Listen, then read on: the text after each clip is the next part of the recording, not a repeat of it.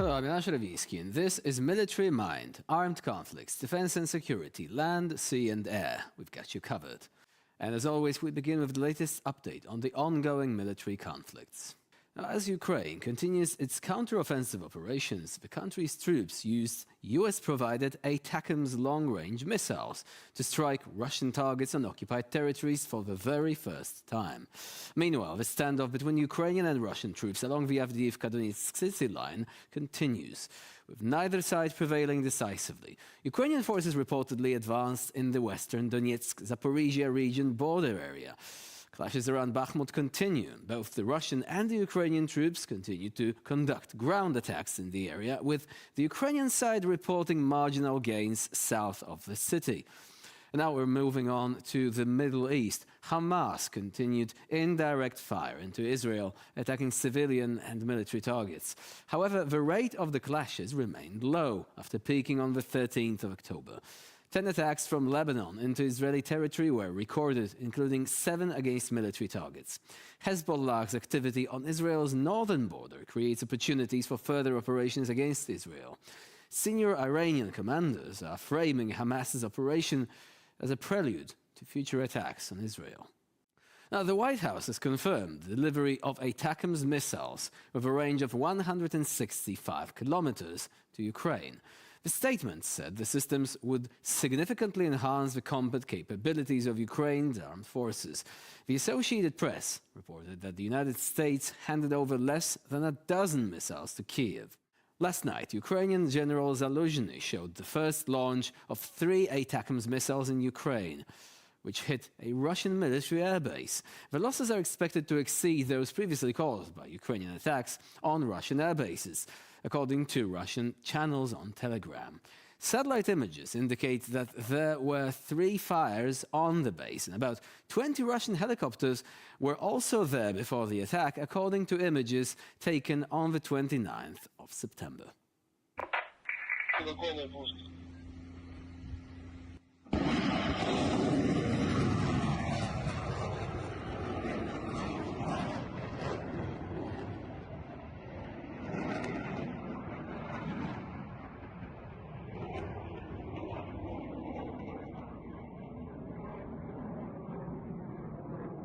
When your country is under attack by terrorists, you have to protect every inch of your territory, just like Israel does.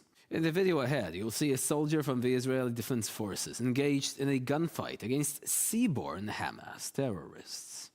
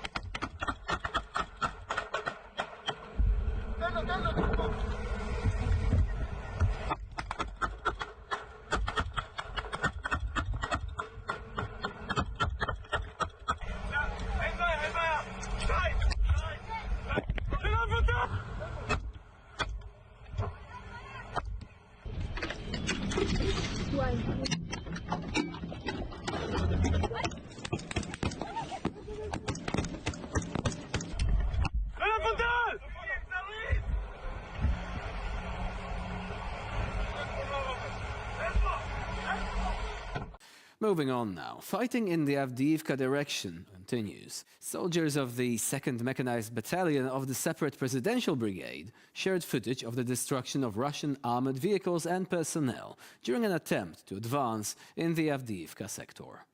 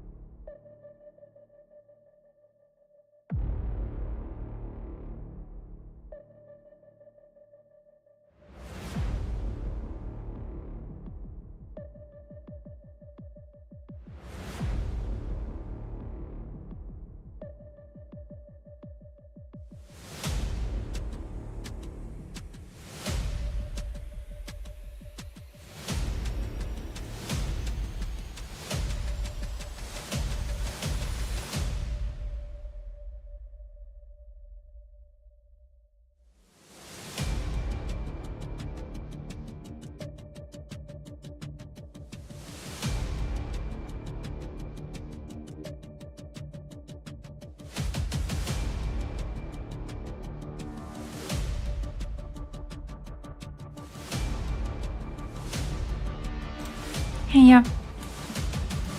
Hey, yeah. I joined faster because I really wanted to bitch about this. But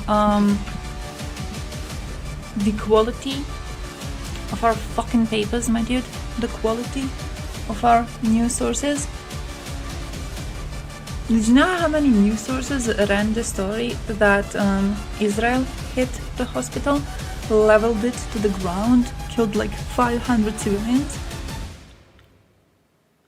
We did, you know what we did? You know what the fuck we did? Sorry for the music, by the way, but it's based music and it's based videos, okay? But you know what we did? You know how TASS the news, how TASS like hears Russian officials say anything and then he just repeats it? Like the problem with TASS is not that TASS itself is lying, it's that the Russians are lying and TASS is giving them a platform to lie. We did that. We fucking did that. We were TASS News. Hamas was like, yeah guys, it was actually Israel that hit the hospital, killed 500 people. And we did, yeah, okay. We're going to post this everywhere. We were fucking TASS News. No better journalism, no better investigation, nothing. TASS News trash, that's what we did. I don't know, man. We need to comb through all of your news, find out which one of your local news posted shit before checking it, bully the life out of them. Yeah, goddamn New York Times. Goddamn New York Times. You know how good investigations these people actually do? And they just ran with this. They just fucking ran with this. They were just like, yeah, you know what? Yeah. Cool. Seems valid to me. Notification. Hey, I sent one to Discord. But yeah, I don't know how they work here. You had snow? I'm jealous. We had nothing. We had a little bit of cold. I was actually really happy because I'm going to the sea. I'm going to the city tomorrow. So I was hyped about it being cold. So I could wear, you know, my cold day clothes. I was kinda happy for that. Nope. It's gonna be 26 degrees over the weekend. Cute. Cute. Fucking cute. Yeah. Just like that. Shit on everything a lot. Are you not on it? Ah, makes sense. Yeah. Because I know Twitch notifications are kind of fucky-wacky. I don't really know how to make them work properly. Well, the Palestinian propaganda. No, you know what's the problem? I don't mind. Stupid thing to say. Let me word it differently. I'm not surprised by Palestinian propaganda. In the same way, I'm not surprised about Israeli propaganda, right? I'm not surprised about two sides fighting each other, making up shit about each other. I'm not surprised about that in the slightest. What I'm disappointed in is the fact that our news sources have ran with the story. Like, that's my problem. Lying? You see that in every fucking war. Okay, you see that shit in every goddamn fucking war, okay? It's a bunch of people. They're all just trying. You will see them justifying their stupid ass hits. You will see them make mistakes and then try to justify those. You will see them making up atrocities. You see messy fucking situations. I'm not surprised about that, again, in the slightest. But the fact that our news ran with it, that's what's a problem to me. They were like, yeah, okay. Yeah. Hamas says this, yeah. True. What? What do you mean? 5 p.m? Yeah, true. 5 p.m. is proper based stream time and not at midnight, like some losers existing. Combat? No, it's just combat mosquitoes. It's also grasshoppers. I saw it on confirmed sources.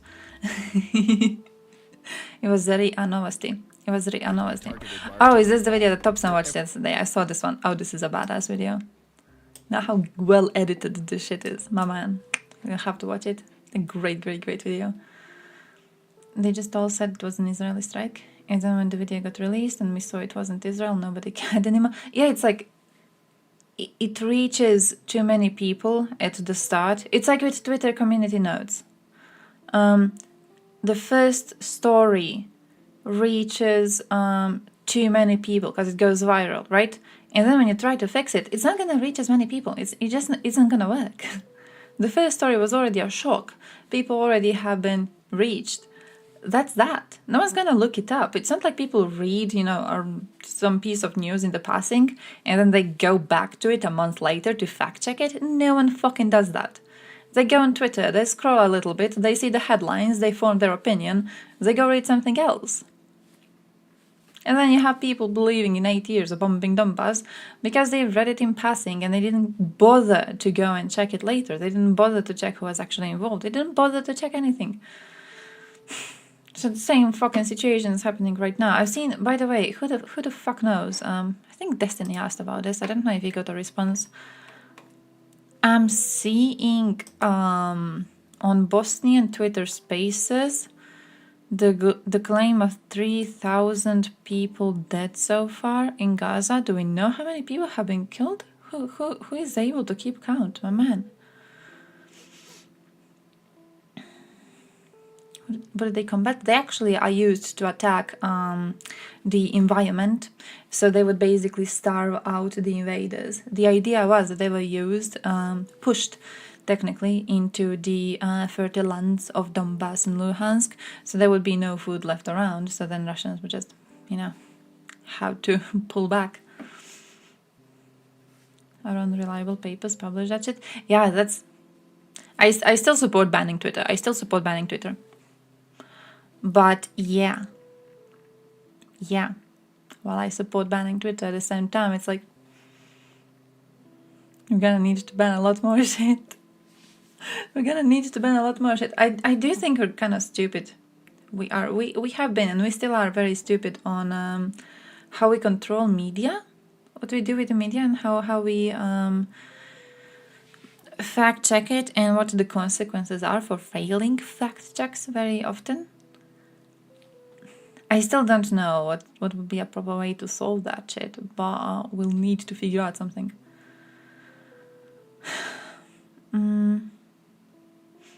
Ukraine indeed is managing to expand their foothold across the Dnieper. Hey, I'm still sus on that. Until I see Ukrainian sources on this, I am not trusting a thing. Okay, until I see proper people be like, yeah, we actually did go there, and this is the land that we took. Yeah, I've seen people guessing it might be just like one of those basic ass raids that Ukrainians were doing previously too.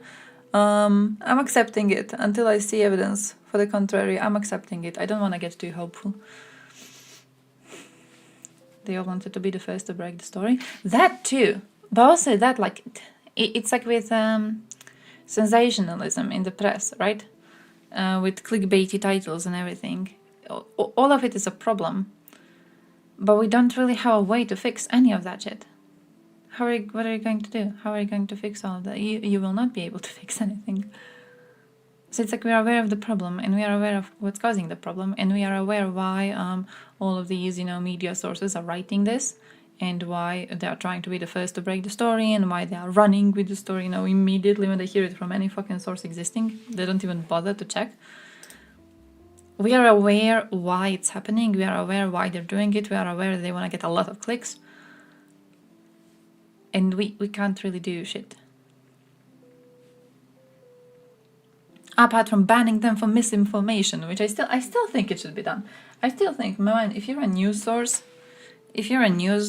and, you get caught, 10 times spreading just outright lies, not even doing opinion columns where people can be stupid, but genuinely covering lies, I feel like you maybe should not be allowed to be a news source anymore. I feel like maybe you should go rot. What does the work of the world's top military professionals look like from behind the scenes? He's a sniper by profession. By the way, donates to Yuri. His call sign is Taras. He's been at war for years already. 1 The million Special views. Operations Forces call That's him one of too. the best snipers in Ukraine, For tweets too. and thus in the world. In Bakhmut, my comrade was wounded by a Russian. I tracked him down and hit him just when he was shooting with an RPG. Then I went to my wounded friend, showed him the video and said, "He's done. I took revenge for you." I love his The primary rifle in my group is Barrett Amrad. We The also have Italian accent Victrixes, of the Canadian English dude. Cadixes, and English Accuracy Internationals. In my opinion, the best rifles for the military are Barrett and Accuracy International.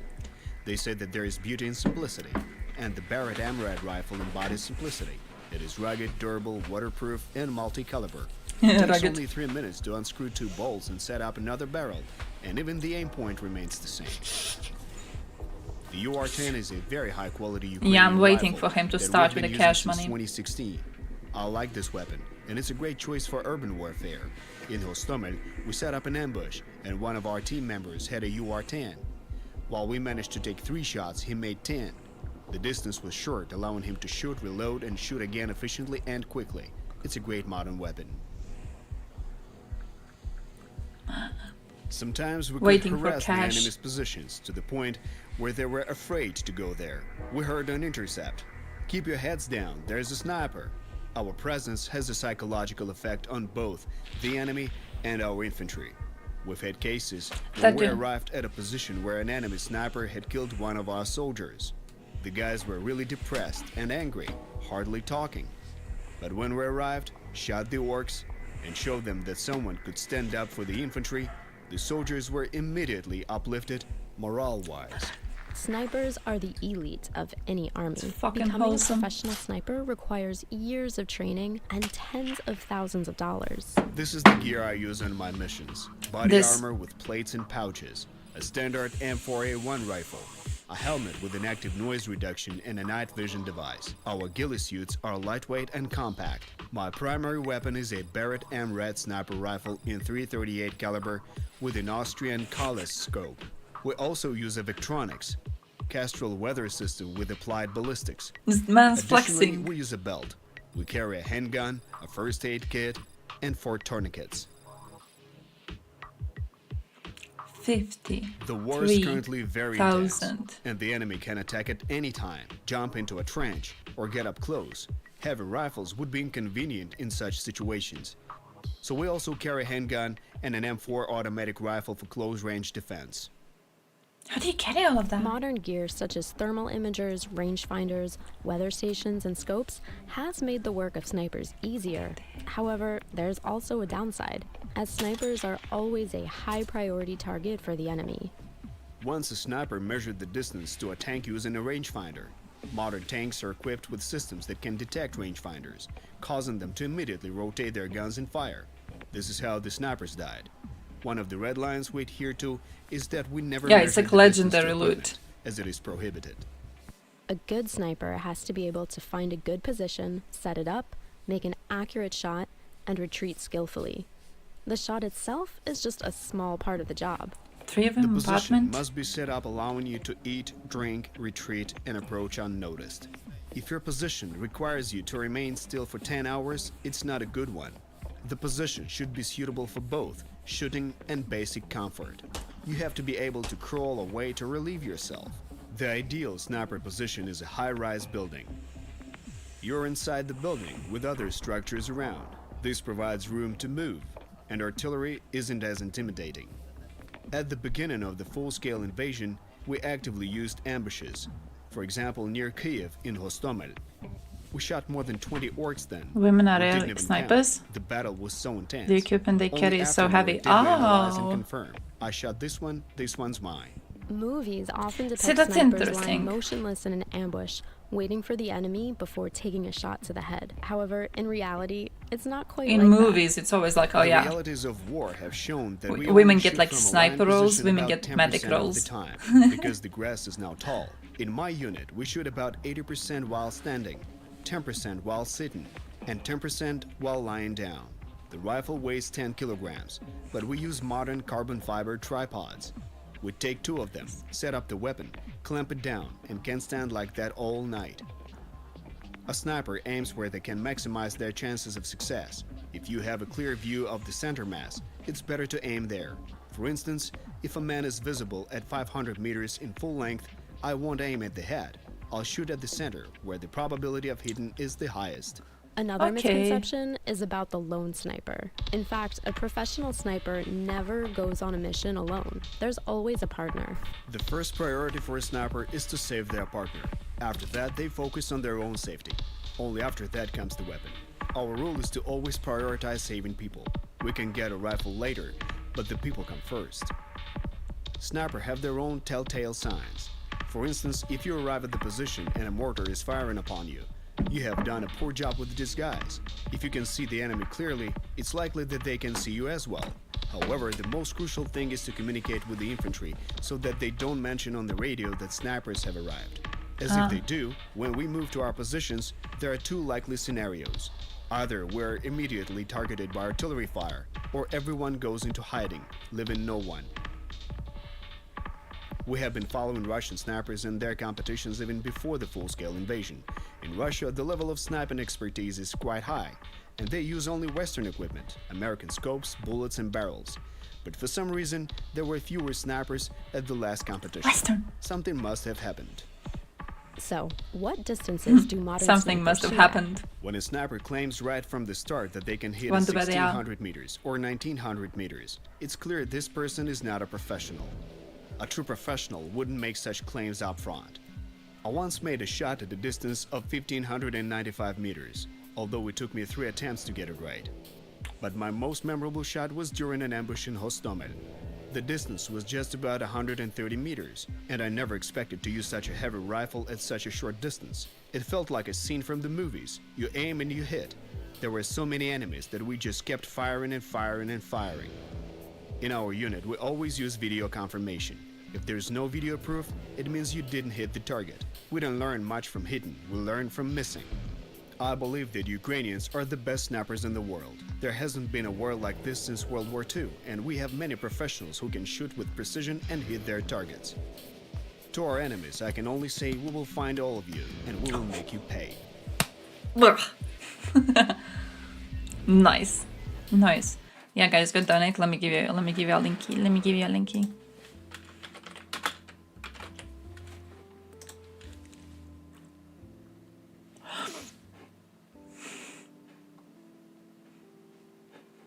Let me show you this. X. No, Twitter. I always want to type X and I'm always scared that like I'm gonna click and it's gonna lead me to a porn site or something. Look, when I go seek out the cutie. He's following me.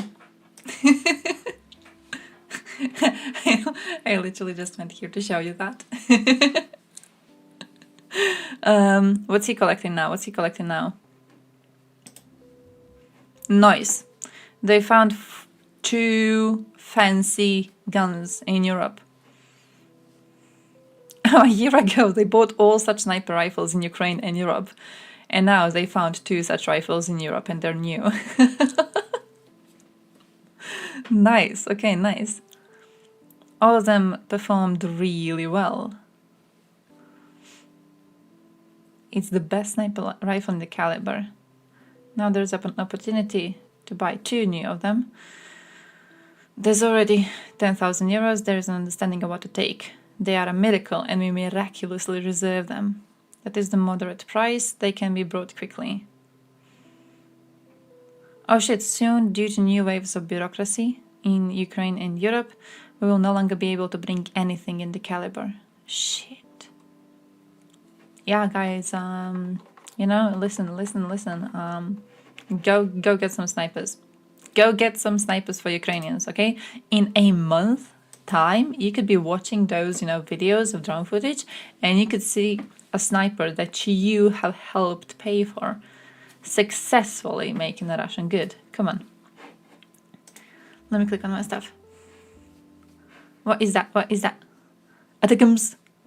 Been recorded by ship crew on the Azov Sea. Oof. Hundreds, thousands of bomblets carpet bombing the area.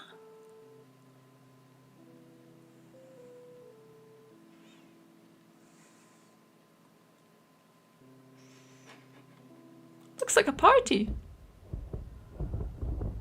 Doesn't sound like a party. Looks like one though.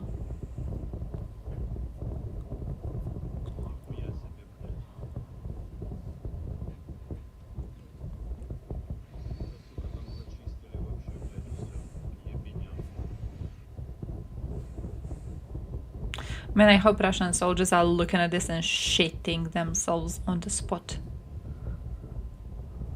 Look at that!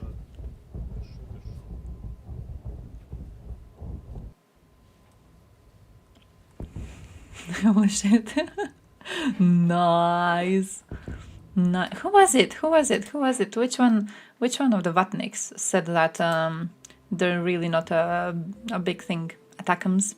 They're not really gonna be a huge change in the battlefield. Or about a spirit. Is this safe for work?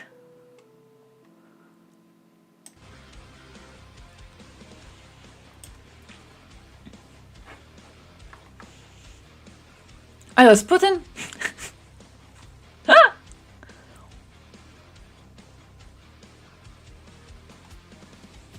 Does he count? But I mean, okay. Important question. Really important question. Do you think Putin is more of a vatnik or a grifter? I know there's like the unholy combo, but I usually, when I say vatnik, I mean people who genuinely believe that shit. And grifters don't really believe that shit. They just say it because it gives them more attention, right? Oh yeah, so that's what it is, right? It's like he's repeating that shit because he knows that's what his people want to hear. He doesn't really believe in that. There's no chance he actually believes in that shit. He's just repeating it. He's like, as long as I, myself, seem very fooled by the story, the rest of Russia is also not going to dare to question it. So I gotta keep on pretending that I believe that these missiles are not actually gonna be a change in the battlefield. I gotta pretend that I believe it, and then the rest of Russia will also pretend they believe it. So we're all just gonna be happily going straight to our own deaths. Russian citizens should choose North Korea for tourist trips and vacations. Great. Why are they bitching about not being able to go to our countries? Just go to North fucking Korea. I need to save this post. I'm saving this post. Next time I see them being like, well, actually, why can't we go to your countries for vacation? Is that not discrimination? I'll just be like, nah, dude, you can go anywhere else. You can go to fucking North Korea. I hear their beaches are beautiful. I hear their... What was it? Did you guys see that TikTok girl who's like filming propaganda for North Korea? She constantly, her entire channel is like going around and being like, no, people here actually live normal lives. I feel we should start advertising that to every single Russian. And the resorts are only camps? I guess they should have some... I've never really looked into what they base the economy on. Why would you go there for tourism, though? Surely if there's... If there's anything you actually feel like seeing in the country, I'm pretty sure it's behind a wall.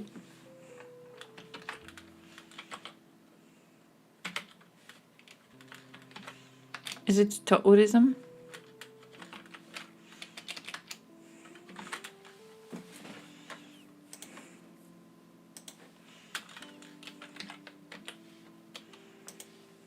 Okay. One huge empty hotel building. Nice. Nice, nice, nice. Our tourism has been a growing sector for the past decade. Psh. 12 pictures of Putin. No pictures from the last 2 years. Putin is trying to distance himself from the war he started. Piss or shit? Moscow supermarket. But the 2024 Putin calendar is particularly interesting. What strikes me about it is that all of these photos of Putin are at least 2 years old, and some considerably older than that. This one is from 2014, this one is 10 years old. Strikingly, there are no images of Vladimir Putin since Russia's full-scale invasion of Ukraine. No pictures of him awarding medals to Russian soldiers or meeting soldiers' mothers. No photos of that Kremlin ceremony where he claimed to have annexed 4 Russian-occupied Ukrainian territories. No hint of the so-called special military operation, the war in Ukraine. Clearly, the people who put this calendar together at the pro-Kremlin tabloid Komsomolskaya Pravda, they want Russians to see Putin as strongman, cool man, father of the nation, yes, but not Putin as the man who started a war. If the invasion of Ukraine had truly rallied the Russian nation behind the president, if it enjoyed support across the board here, you would think that it would feature somehow, somewhere in this calendar. But there's nothing. Keep in mind that in a few months' time, Putin will probably stand for re-election. Shouldn't be a problem for him since his most vocal critics and potential rivals are either in prison or in exile. I wonder whether the choice of photos here indicates that Sub in the DB run-up House to that Life. vote, scheduled for March, the Kremlin will try to play down the Mart. war in Ukraine, which, after all, has not gone at all according to plan for Russia. As for Putin himself, How's your work well, going? he's clearly planning You're still at work, to right? stick around. Yeah. I hope work is treating you nicely. I hope work is treating you well. Guys, by the way, this makes me think. Have you people gotten YouTube recommendation to watch Navalny team video? There is a Vladimir Putin calendar. Shut up. Have you seen? Let me just fix this, by the way. Okay. Because I got it in my recommendations. I haven't watched it. But it's on his lovers. Am I gonna see it here now? It's not here now. I wanted to save the YouTube recommended where I got it. Because I was like, oh, we're gonna have to watch this. Or at least like scroll quickly through the transcript to see if they're gonna be talking about here it is, this one. To see if they're gonna be mentioning anything about the special military operation. But when they go like Putin is trying to separate himself from the war, he's trying to show you old photos, he's trying to talk about old topics mostly. He's trying to like separate the failures of Russia from the current Russian state. It reminds me of this. It reminds me of that. Because like there's a fucking genocide ongoing and you're talking about who Putin is fucking? Who cares? It's like when they did that corruption video, right? Who cares? It's like, hey, look at how much money Putin has stolen. Who cares? He's attempting a genocide of the entire nation. Whenever you talk about the modern state of Russia, that should be the thing you open it with. So this makes me feel like they're playing along. He's giving you old photos and he's giving you bullshit that has nothing to do with the war. So you wouldn't think about war when you see him. And they are giving you bullshit little drama about Putin. So when you look at Putin, you would think about bullshit little drama and you wouldn't actually be thinking about, you know, the fact he started a goddamn genocidal war. A-Team remake could have made my Netflix useless, crappy, makes no one interested to watch. I know it's being led by this woman though. You've got 70 genders and pedophilia is legal. If Where is she? This one. Denmark, heads up, there is a That zoo one, brothel where that one. visitors can be intimate with turtles. Your children are being taught. Like, what's her name? I forgot her name. I don't know what her name is. But that one. You already know Russians in Russia don't care about genocide committed. So they would be just pissing into the void. That's true. I wish when you say we already know, I wish we was actually like the majority of Westerners. Because whenever I see Navalny team or like Navalnaya, have you seen Navalnaya's TED speech? Whenever I see stuff like that, I look at the comments and there's a lot of praise. I'm pretty sure if you go to the comments now, there's just going to be praise. World-class content. Come on.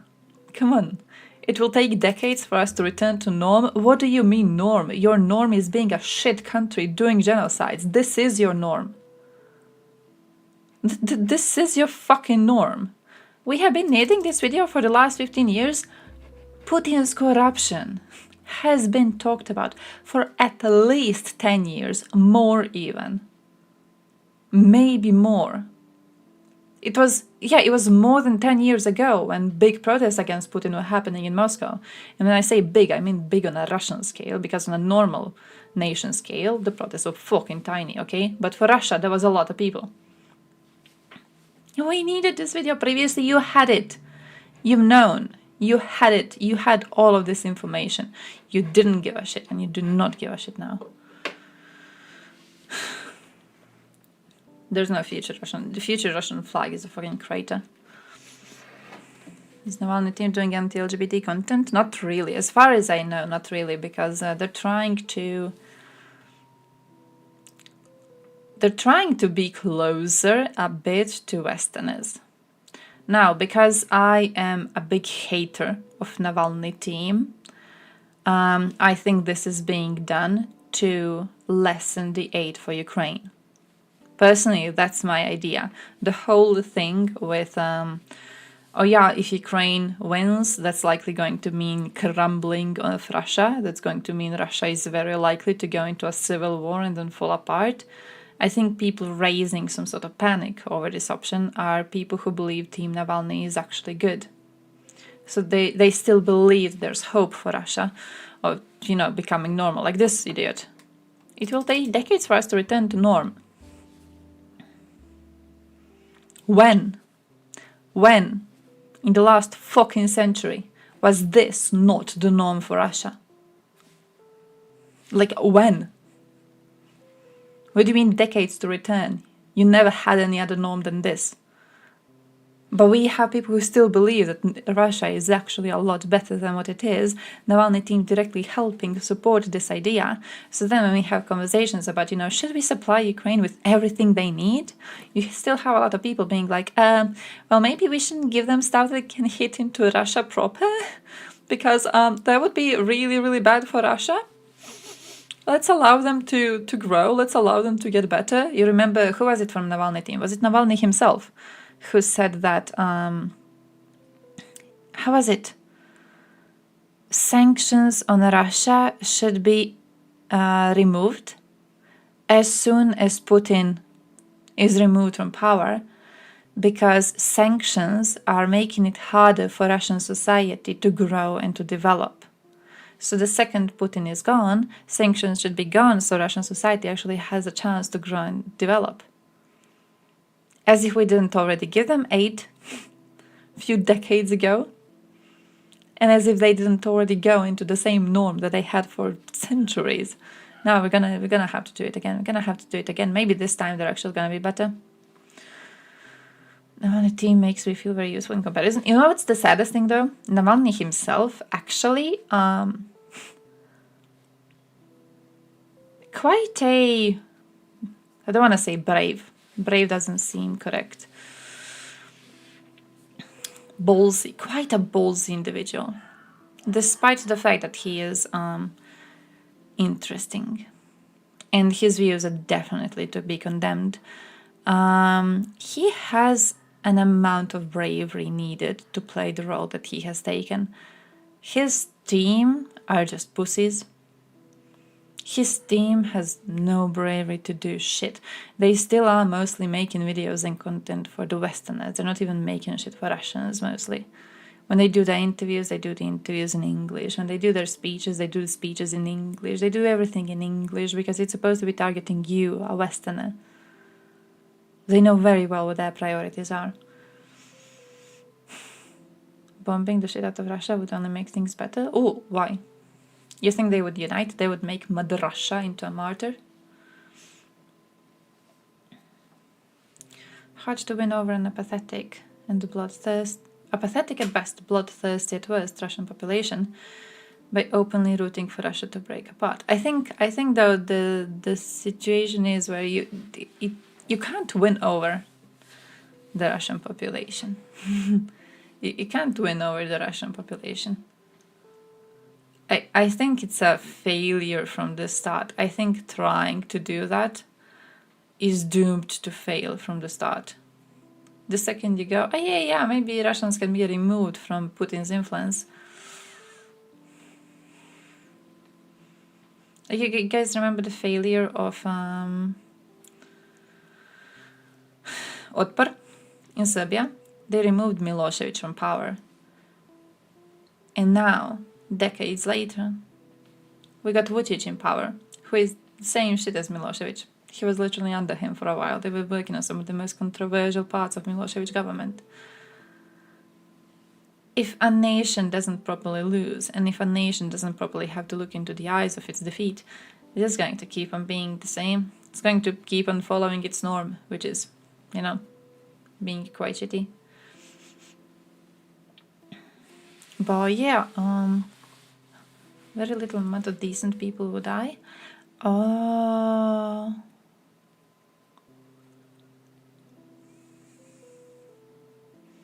What if we bomb Kremlin?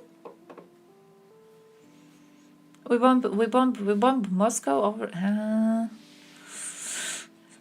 No. Then you like cross into the war crime zone. When you cross into the war crime zone, you don't want to do that. Is Kremlin technically a valid military target? How does that work?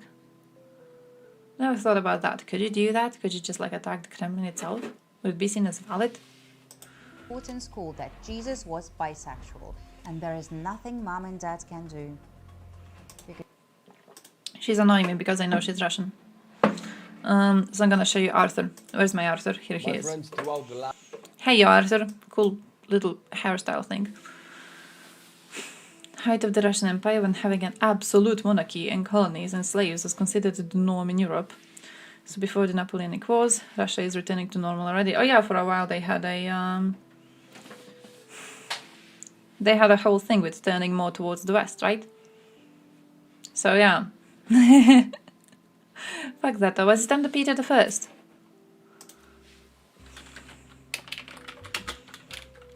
Peter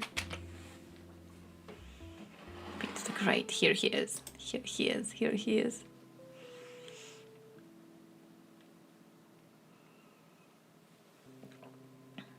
Criminal is a legal target. Based. Lenin is dead already. And everyone else is legit military target. I'm not gonna say anything on that. We're gonna watch some Arthur. Throughout the last night, there were many juicy attacks from Ukrainian side to the Russian More. occupied side, and we'll go through all of them, and then we will analyze one of the biggest attacks in the few days. You remember the attack against Berdyansk airfield, where at the same time there was an attack against the Luhansk airfield. Do we have images of this? But I didn't talk about it because Berdyansk overshadowed it all. Now we actually have satellite imagery of all of the knocked out cold Russian helicopters, and it's juicy and it's beautiful, and we'll get to it. How many? But before, How many? Sevastopol. In this video and forward, you can see smoke rising from the 3,413th engineering missile station of the Russian Federation in Russian-occupied Sevastopol after a Ukrainian-sent object landed there. We can only assume that Ukrainians just sent a present, but it exploded. Kaboom! Surprise! The unit number 8. station there is Good enough. 13189. More than And you 0. can see the geolocation Thank of you, these USA. photos. Okay, the You are my videos and best the friend. photos that are there, but let's go to the map because I can just use this map to illustrate. I'll zoom out for you. You can see the location. This is Sevastopol. This is where most of the Russian Black Sea Fleet is supposed to be stationed, but they moved it. But still, there are many very important and juicy targets in the area. For example, this missile station right here, which is now smoking like a nice crispy steak. And if we zoom into it, we can already see, look at this. Even if we're not talking about the missiles inside of these houses or hangars, however you call them, because they do have missiles because it is a missile station. Let's talk about these trucks. I mean, sorry, these are not trucks. These are missile carriers right here, actually. They're so big. These are trucks. So there are plenty of missile carrier trucks here and just regular Ural trucks and logistics trucks. Just a few hits here already would decimate the Russian logistical truck fleet in the area. True. So it is a very well-picked target, and I cannot really confirm how many of these trucks are now smoking or knocked out cold. All of them. But Every something single one. smokes there for the longer period of time already. A very successful attack on the very right location. Russian missile station in Sevastopol. If we zoom out, we can see that it's pretty far away from the front lines. Now, I cannot confirm that this was done with a new attack mess. I would think it's done with a drone, because Ukraine is able to produce drones that can fly more than 150 kilometers, which is this location here. I would say it's a drone. But if it smokes, it's good It's a enough for me. drone. My friends, after tomorrow, that means Saturday, 21st of October, you're gonna see the most insane documentary of my last trip to Ukraine. We did things unspeakable. It sounds wrong, but it's really awesome, actually. Definitely check on my channel on this coming Saturday. And if you don't know what to expect, here's the trailer for you. Boom!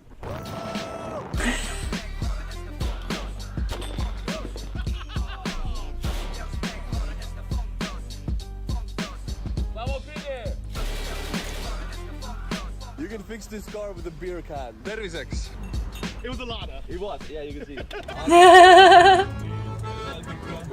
There's like a pink dildo underneath there. Oh! I'm dancing around there like a little girl, you know? Kick me in the dick, I'm alright. It's the balls, you know? Keeping track of leads in your business or in your workflow can be super overwhelming, which is What why are I leads? personally like to use Zapier to keep track of the leads coming in, automate the entire workflow so that each team member knows What where are each leads? is at in their customer journey, and it helps us save so much time throughout the day. Integrating Zapier in the workflow of my day-to-day is What are leads? Slava Ukraini! If you cannot wait and want to see the footage sooner, then head on to my Instagram. Link is in the description below. Because there I post everything in real time when it happens. Much of the stuff is actually happening now that you will see in 1 month. I'll see you in the Instagram. Now, my friends, at the same time that the Berdyansk airfield was attacked and 9 Russian choppers, including the Ka-52, was knocked out cold like a juicy, burning steak, there was another attack at the same time to Luhansk airfield. And now, Twitter account Tatarigami has given us a Hey, beautiful Tatarigami. thread summarizing the attack with satellite imagery. I'll read you the thread and you'll be a lot smarter about the incident after this one. But before I'll zoom into the location so we all know what we're talking about here, this is Luhansk, the city. Yeah, city of Luhansk in Luhansk Oblast. And south of the city is this airfield right here. I'll zoom into it. And boom, this is where all of the choppers were stationed, many of them. Much like the Berdyansk airfield, this one was also filled with choppers, like they have no care in the world, just bunch them together. The visual evidence from the Planet Labs imagery at our disposal shows that a minimum of 5 helicopters have experienced varying degrees of damage. There's also a chance that other airfield vehicles have been affected. But the current resolution makes confirmation difficult. So we have visually confirmed 5 choppers knocked out cold.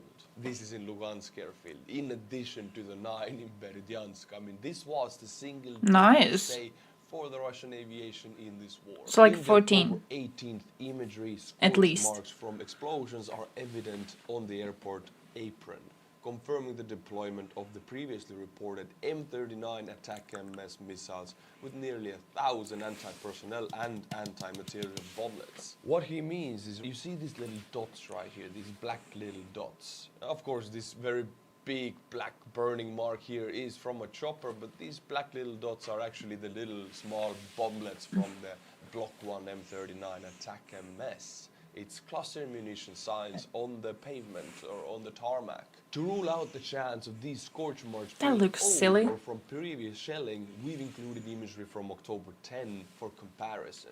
In that imagery, you can observe various pre-existing scorch marks and oil stains, but there are no signs of extensive explosions.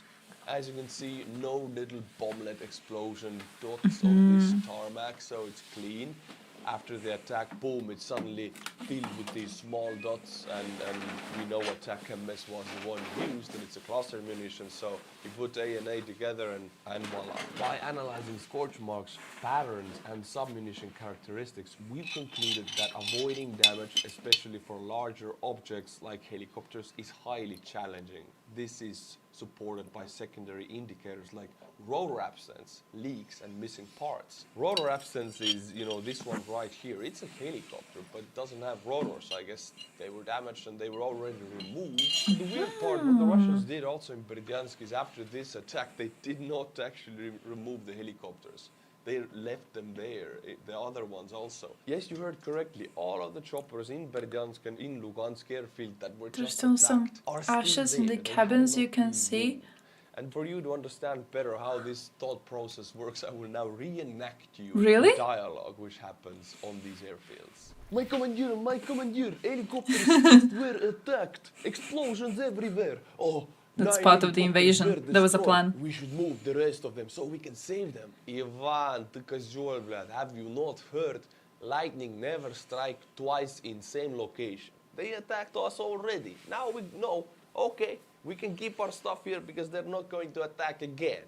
Bring more helicopters into this location. Yep, at the beginning months of war, I remember covering Antonovsk airfield in Kherson. Actually, there was Antonovsk airfield in Kherson, like there is one in Kiev. And the story with that is, with the 6-month-long period, Russians kept bringing their helicopters into the area, and Ukrainians kept destroying them on the ground, much like here. And Russians kept bringing more and more, like they just forget, like they have the fish memories. Like, there was no attack recently. These burnt helicopters, I let them be, bring more. And I think about 30 to 40 Russian helicopters were destroyed only in Antonovsky airfield on the ground in the 6-month period. You know Same that situation enough of here. me. In conclusion, the attacks We're so in both lucky, they're Berdyansk so and fucking Luhansk were stupid. successful despite being protected by various air defense systems. Again, like I said in the last video, both airfields are strategically very important and therefore were protected by Russian early warning radar systems and Russian anti-air missile systems. Both systems did not react to these M39 Block 1 attack MS missiles, which were made in the 90s. So this is insane at itself. Russian modern radar systems and anti-air defense Tank systems driver didn't cannot want to take get down into these Vatnik long-range cube. attack MS, which United States has a lot. This is great news for United States and now great news for Ukraine, and horrible blow for Russia. My friends, 36th and 37th Ukrainian Marine Brigades have crossed Now, the I have Dnipro seen- River and have already I don't know if he's gonna go through that, but the amount of ATACMS that we got now has been quite low. And by quite low, I mean like 20? 20? But who was it? Was it Budanov who said that Ukraine will continue to be getting more of them? So this was just like the start. 50. Nice. I saw 20. Oh, that's good. But I think it was Budanov who said that it's going to be a long-term cooperation. It's not going to be like one time you get them and that's it. It's going to be a long-term cooperation. So the total numbers are going to be much higher in the end. So the quote was something like that. So I'm happy for that. Very, very, very happy for that. I think because the results were so good, because the results were so effective, I think it encouraged USA to give more. It was a quote from a Ukrainian soldier. Hey, really? I didn't know that. I just saw everyone using the quote. I've never really asked who started it, who said it first. This 20. But it was from unnamed Western officials. It's Croatia. Thank you, Croatia. You are my best friend. Come on, come on. You're welcome. You're welcome. We gave our best. I don't know if we ever close to such equipment, but we gave our best. Osinter's the identified number and type of destroyed damaged Russian military aircraft. Okay, so 9 destroyed, 4 damaged. Nice. Nice, nice, nice.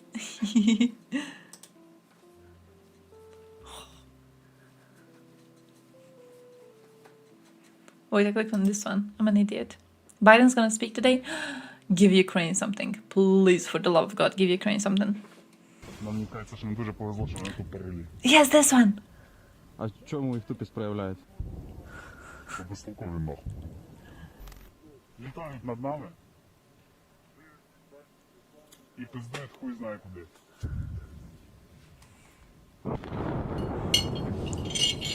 Yeah, but that's what the quote is from. Yeah. Because in NAFO circles, I think they use like the same footage. They just Photoshop the dog on him. They just do a little Photoshop. They do a little having fun.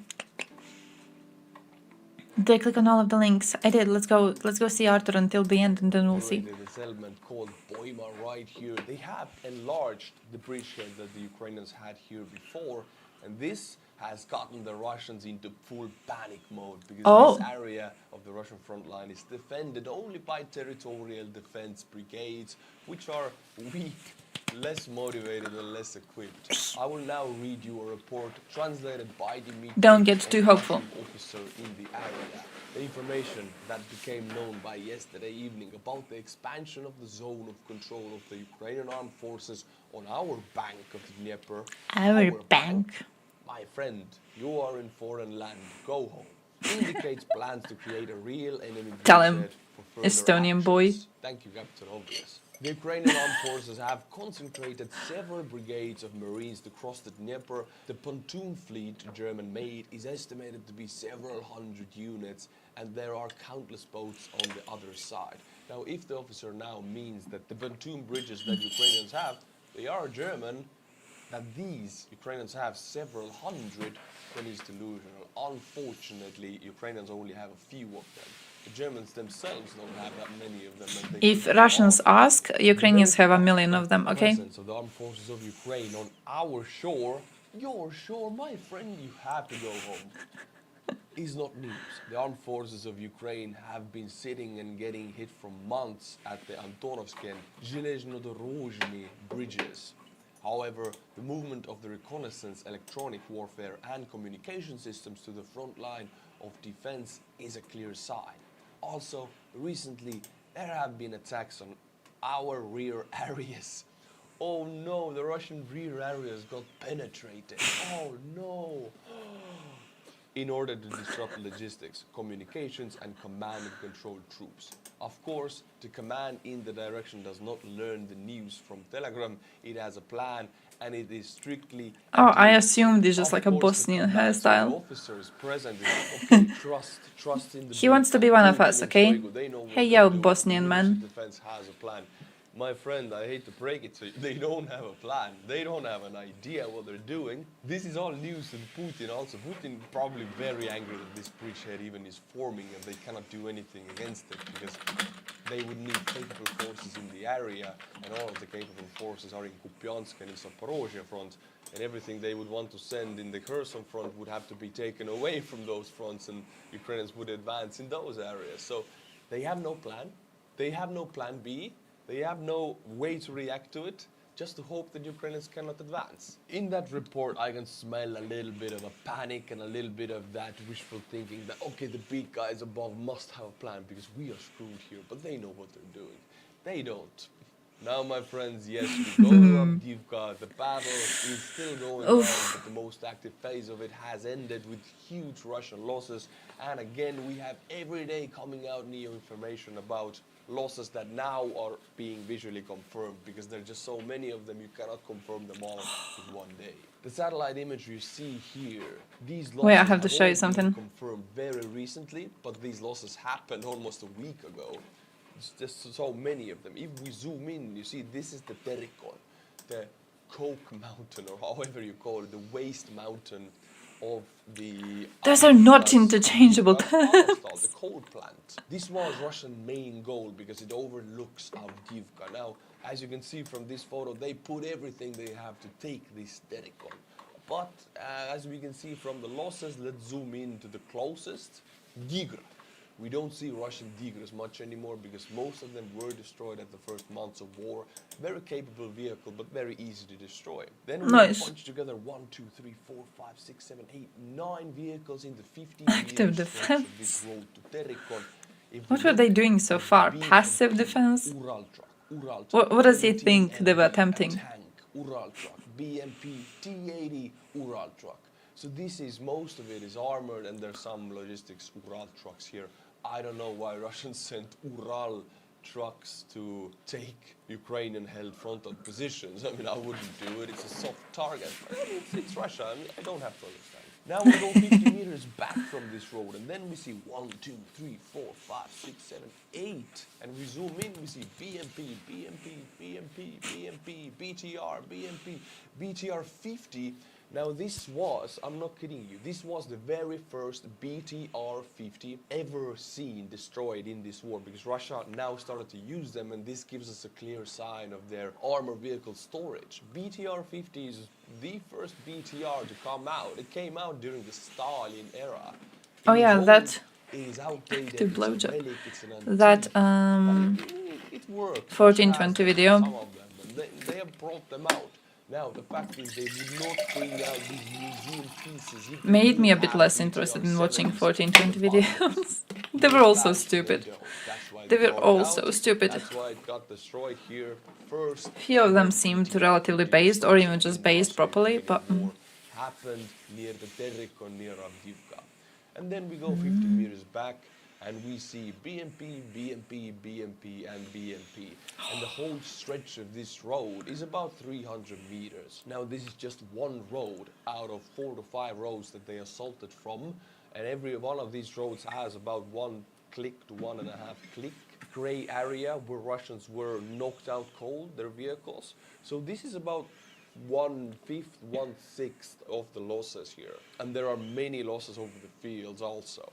Altogether, it has been reported now that Russians lost about 200 to 300 armored vehicles in a week assaulting Avdiivka, and about 4,000 men knocked out cold. 2 to One of 3 the biggest and most 100 vehicles? heavy battles for Russians in this war. My friends, the YouTube overlords have confirmed and allowed me to show this video for you. Now this is a Russian BMP going to the frontal areas in Avdiivka, and many troops will come close to it. We'll analyze it closely, but before I want to show you where it exactly happens. See, this here is Avdiivka, and there's a restaurant Tsarka Ochota right here, and this a Russian line right here. There's a small road that leads to the restaurant on the southern eastern part of Avdiivka. Now this BMP is exactly here. I'll get a better photo for you. That's the restaurant. That's the first Russian position of the Russian front line. Here is actually a bridge that you can't really see very well, and just before that bridge, that's where the video happens. And that bridge is like it's destroyed, of course. It's like a Ukrainian kill box. Everything and everybody passing through will be knocked out cold into minced meat. Now let's watch the video. Now this video is a Russian BMP driving close to the bridge. See, this here is the bridge, and on top of the BMP, Russian style, is about a whole squad, 9 to 10 troops on top of that BMP. Nobody wants to drive inside because... Shut up and take my virginity? That's a Bosnian hairstyle. Go to Bosnia. Just go to Bosnia. Underneath the reinforcement that vehicle. So if you're inside, you will be knocked out cold. If you're on top, you will be fine. So they prefer to ride on top, even in the danger of Ukrainian bullets, than to be inside. 10 troops on top. Now this is a Russian frontal positions. This is a trench line going left and right on this video, as you can see. And what is happening actually is BMP stops, the squad disembarks, and as you can see, there are many of these. And as you can see, white right here, this is an injured guy, and this is an injured guy behind him. This is a frontal medevac. Ukrainians do it the same way. Now, a squad disembarks, takes a surrounding defense, the position, how you call it in English, I don't know. And immediately, heavy 300s or wounded or VIAs are brought into the BMP to be pulled back to the field hospitals if they have any. This is what we're seeing here. First of the wounded one can run. He's loaded, let's see, in on or on top. I think he's loaded inside. Second one cannot really Oh, my walk, settings are so always 3 guys a bit are messed up. carrying him. And this is incredibly important. They're always a bit messy. You have seen countless of these drone videos. They explode, They don't really knock out cold. They just injure a knee. I had workers inside the house today, and they were actually working like inside in the rooms, and I know one of them was like a microphone. So there's a possibility the little wheel thingy is mismatched to what it usually was, but I don't know how mismatched it is. I usually I figure out what's a soft spot for him, and I leave him there. You know, I don't turn around the little wheelie thing. I leave him there and I change all the settings in OBS. For an ankle, you know, small drones, small bomblets. But this is the outcome. The guy cannot walk anymore and he has to be carried. It's not lethal, but you take 3 guys out of the battle because 3 have to carry him the 4th. Yeah, they were like fixing the walls. One of these very While I was at work. Takes a half a squad out of the battle. This Heard the story? evacuation procedure has to be going on. So these very I was at work. I was not in the house with workers. taking out Russian troops. And it was 3 of them. Now But here I was we not see in the the house with the workers. shots, Russian trench line. Medevac I was is on my job. finishing. All of the troops are being loaded on. Not doing weird shit. medevac. The squad went into the trenches, and now the medevac actually pulls back. I would call this a nice and effective medevac procedure. I cannot really criticize anything. Well done. Hate to say it, but well done, Russians. See, I was surprised actually. I expected to see a lot of panic and a lot of I don't know what to do, Ivan. But everything was kind of smooth. The whole process took them like 5 minutes, 3 minutes. It's so yeah, that's how Sad. it is done actually. So unfortunately, Sad. Russians can learn, but they cannot learn this, my friend. Unfortunately. This is a Ukrainian warrior, Ukrainian R2D2. It's actually a mine. Is that a tank? Robot, an anti-armor mine-laying Ukrainian robot, and it has been observed by a Russian drone. And they're watching it like they're in Stone Age, like, oh, what is this? Mine laying, like, we don't have, it has placed a mine, you know, because they don't have stuff like that. I really like the idea of it because laying these mines results in countless Russian armored losses. And vice versa, actually, for Ukrainians. But if you can lay these mines very close to the front lines without setting your men in danger, only this robot, well, then the Russians first of all... Half a meter? Wait, how many mines can he carry? Can he have more? How many does he stack? Russians don't care about, but Ukrainians do. They say he placed 1 already, and now he placed a second, so like 2 at least. They just sent men out. My friend Zaporizhia was recently under Russian missile attack, and here we see... I saw this. Out this cat. She's fine, but she's very scared. I want to show you these videos every once in a while to give you a little bit of a human aspect of this war and seeing how Ukrainians react to it. They save animals like they save people, and I haven't seen the same kind of videos coming from the Her owners are dead, by the way. I do watch Russian military bloggers, and I watch Russian sources just to get an idea of what they report. It's weird. They don't share videos like this. I don't know if they don't rescue It's because they ease the cats if they find them, okay? But Ukrainians only share these kind of videos. And I like to see them. It gives me hope. Also, it gives this cat hope. This cat is alive thanks to these guys. And now, my friends, my favorite part... The cat's owners are dead. He doesn't mention that. He should be mentioning that, you Bosnian hairstyle dude. The owners are dead. The owners were a couple. As far as I've seen, a couple... Dude was 23. His wife was 20. They were killed by a missile. It was like yesterday. Yesterday. I'm very messed out on the time zones. But the cat survived. I think the cat was like the only one who survived because there were 2 other cats and they didn't survive from the household. So yeah. Do you feed the workers? I do feed the workers. Yeah, oh, they get coffee, they get beer. We buy beer every day in the store and then we bring it home. So then they get, you know, fresh stuff to drink. They do get offered food. Usually they don't want to eat because, well, my father was here. They actually were eating here daily because my father was here before noon, right? So he was like making them breakfast.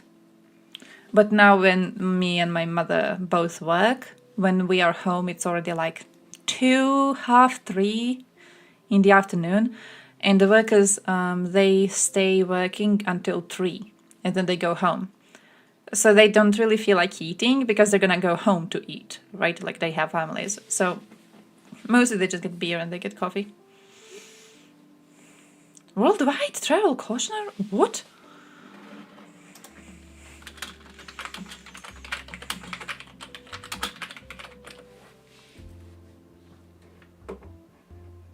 What? They actually, it's not that they work better, but they they do extra work on the side. Like, for example, the thing on the inside that they fixed today, they went in and fixed a couple of walls and a couple of corners here that they needed to fix. They were not supposed to do that. They were supposed to just fix everything on the outside of the house. They were not supposed to come in.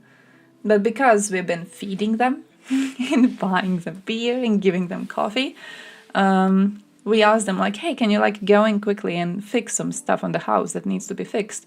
And they were like, yeah, sure. So they just fixed stuff that needed to be fixed. So,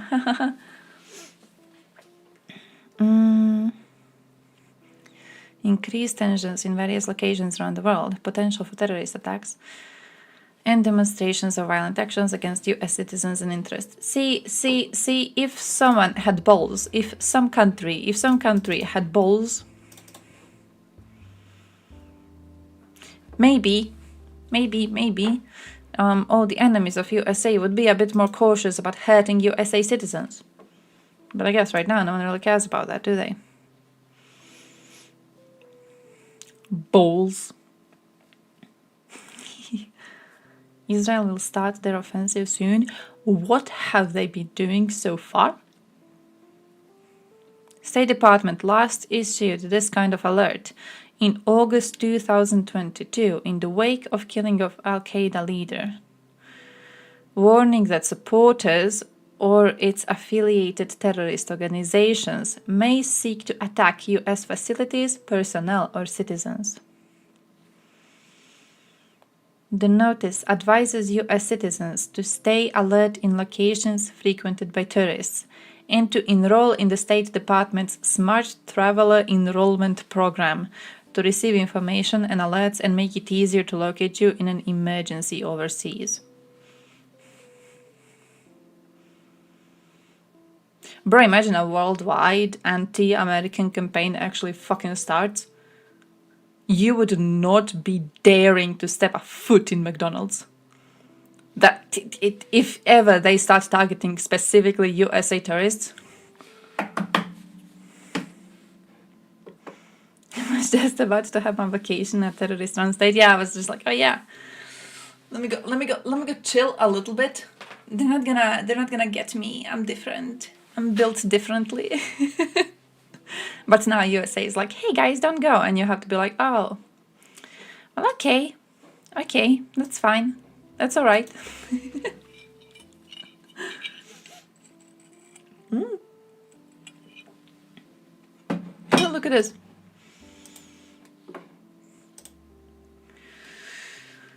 Loaded AR-15s in every McDonald's. Everyone come to Croatia. True, we have no terrorist attacks. Did we have a terrorist attack?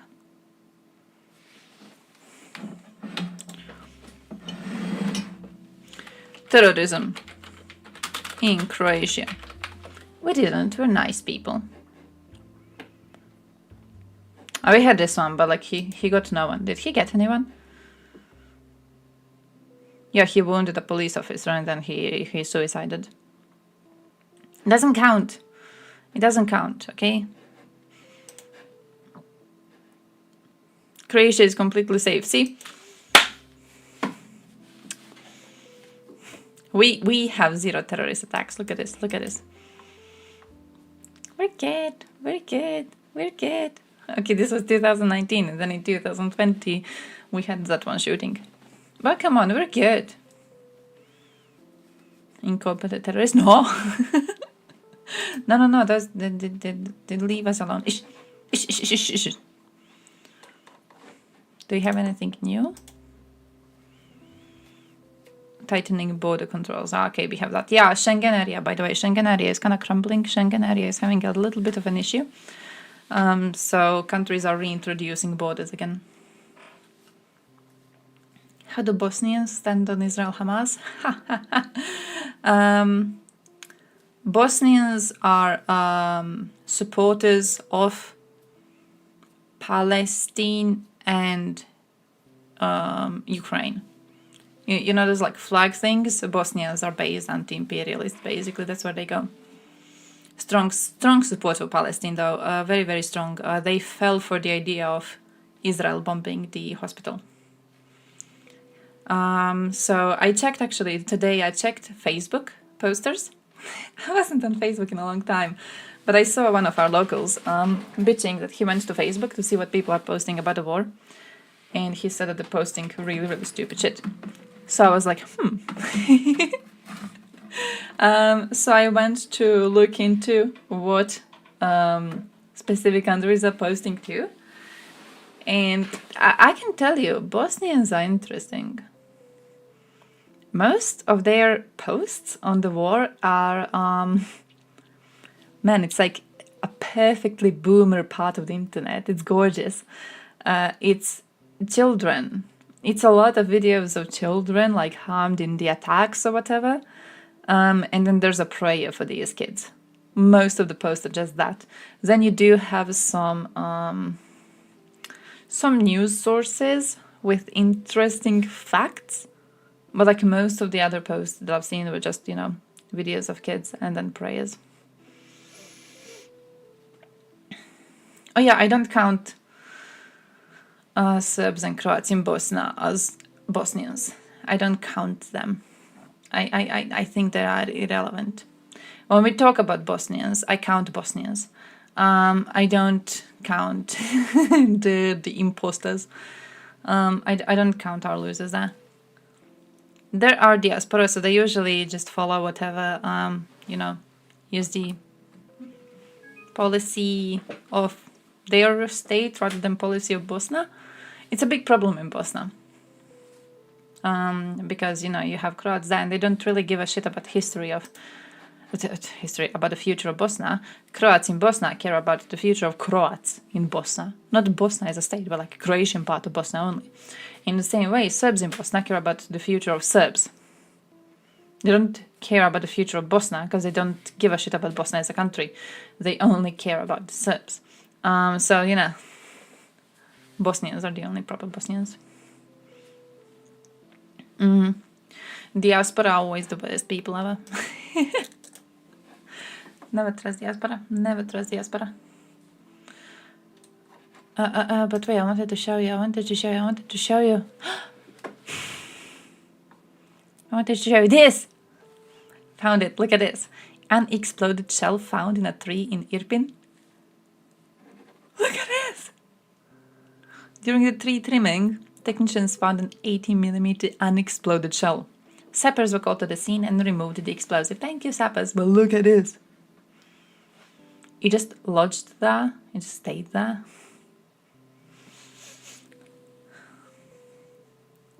Kind of crazy and kind of embarrassing if you talk to Iranis in Iran. I think usually diaspora people are embarrassing to people inside the country. No matter whether your diaspora is based or not, they're a bit cringe. Look at this. Oh, also more tanks. Destroyed Russian column of 4 BMP-3.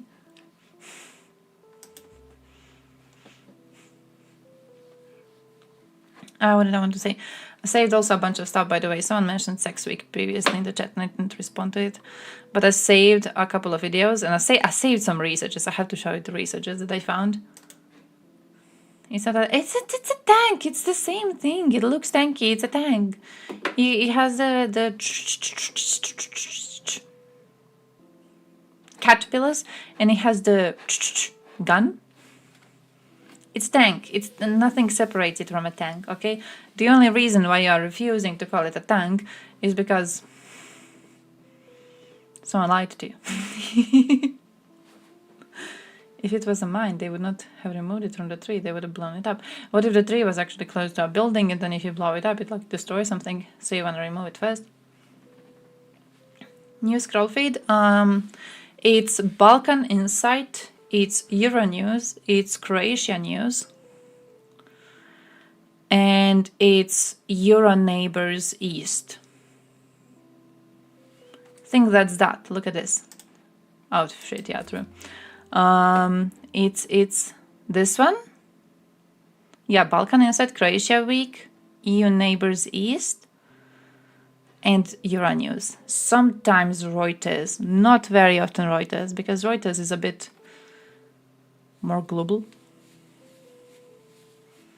and not really, you know. It's not really that one. They're annoying me when it comes to Balkan. I like these. I like EU Neighbors East. Have you ever seen EU Neighbors East? They're really, really, really good. You can go to news. You can go to news here. And then you can see what European Union is doing in neighboring countries. So it's not European Union. It's like Armenia, Azerbaijan, and Belarus. And you can also only, like, for example, you want to just see what they're doing in Moldova. You just go to Moldova, and then you see exactly what's happening in Moldova. Yeah? Come on, it's a cool thing. It's a cool little thing. Like this, providing a package for Moldova, gas purchases and stuff like that. Emergency care for medics. Combating hate speech in media in Moldova, stuff like that. It's really, really cool. Because I think it's good to remind ourselves what European Union projects are doing for the world. I think it's kind of a good reminder that we're actually making a change with this. I think we very often forget. But also talking about European Union, by the way, I read something really, really interesting today, and then I kind of forgot to share it to Discord, so now I don't know where I had the link. But it was a really, really cool thing about, have you seen Elon Musk threatening to remove Twitter from European Union market? Elon Musk. Let me find this. Let me find the source for this. He basically, he doesn't feel like, okay, found it. How Business Insider apparently incorrectly circulated the claim. I'm not buying this. I'm not buying this. I'm not buying this. He said it. He said it. He said it. And then he noticed that European Union citizens were like, yeah, Elon, do it. And now he's like, no, guys, I actually never said this. I never said this. I don't know what Business Insider was lying. I never said this. He said it. He said it. But yeah, he basically was quite pissy with the fact that he has to follow European Union regulations if he wants to have access to European Union market. But it's actually an interesting conversation because you guys remember iPhone. You remember iPhone. And you remember when European Union demanded iPhone to put those universal chargers? So we don't have to like buy a new fucking charger for every generation of iPhone. So you can just like have universal ones and that's it. Like leave us alone, shut the fuck up. And iPhone people, for a while, it's Apple, for a while, they were like, well, we're just not gonna use the European Union market. We're just not gonna be selling our products in European Union, okay? You are destroying our innovation, you are destroying our creativity. We will just not be selling to Europeans. And then they remembered that Europeans actually have quite a lot of cash. And we make quite a big part of their market. And pulling out of this market would be fucking suicidal. So then they introduced the proper port. Same thing happening right now with Elon. And there's this really, really good analysis that I have saved. Haven't read the entirety of that one yet. On the Brussels effect. It's about how European Union, because we are a bunch of countries which on a world stage would be quite useless and unnoticed, but because we banded together, we can use our soft power to influence the global situation. We can use our power to actually make a change. So, come on. So yeah, I believe in European Union as an idea. I think it's a good thing. I think we're benefiting from it. I think as a Croatian, I see direct benefits on both my country and, countries close to me ever since they have entered European Union. I definitely support it. European Union doesn't believe in... Wait, we do define free speech. I think it's okay to... I think it's okay to control damaging speech. I think it's okay to control it. I think it's okay to, punish people for spreading disinformation. I think it's okay to censor accounts which purposefully post rage bait. I think it's okay to censor accounts which call for violence. I think all of that is okay. I don't believe in absolute free speech. No one does. Elon himself doesn't. Every fucking degenerate with income over $400 per pro thinks he has to buy a new iPhone every year. How much do iPhones cost that if you can buy them if you make $400 income? Are iPhones really cheap though? Do your people exist like Serbs do? You know what Serbs do? That was always one of my most intriguing parts of Serb culture. So they have this thing where it's like a class symbol, status symbol, if you go to Turkey for the seaside vacation, right? So what they do is they take credit, they take out a loan, and then the entire family is paying out this loan for the entirety of the year. So next summer, they can go to Turkey for a vacation. It's usually a huge chunk of money. Like with my relatives in Serbia, specifically, there's 4 of them in the household, 4 adults in the household, 3 of them working, right? The loan that they were paying for this vacation in Turkey, it was like almost a full paycheck. So all 3 of them, they go and they pay this loan for the entire fucking year to go to Turkey for a week and to take a bunch of pictures and to post them online. Just incredible. And everyone does it. It's not even just them. Everyone does it. All people they know do the same exact fucking thing. They all take out a loan. Like you return from Turkey back to Serbia, you take out a new loan. And then you pay it until next year. In like a year you manage to pay it out, right? Such a weird goddamn thing. I guess iPhones are the same if you're making €400 monthly. $400 even worse. But even €400, because I make a bit more than that, not much, but a bit more than that, I would not be able to afford a new iPhone. I don't know how I would be able to do that. I discredit. Shit you're telling is very popular in Ukraine and Russia. Why? What's the point? I've never really got to the appeal. Never really got to the appeal, my dude. World power by regulation. It's good, since European Union standards are pretty high, thus better for consumers. But I think European Union relies too many on that power and is missing to lead in tech too.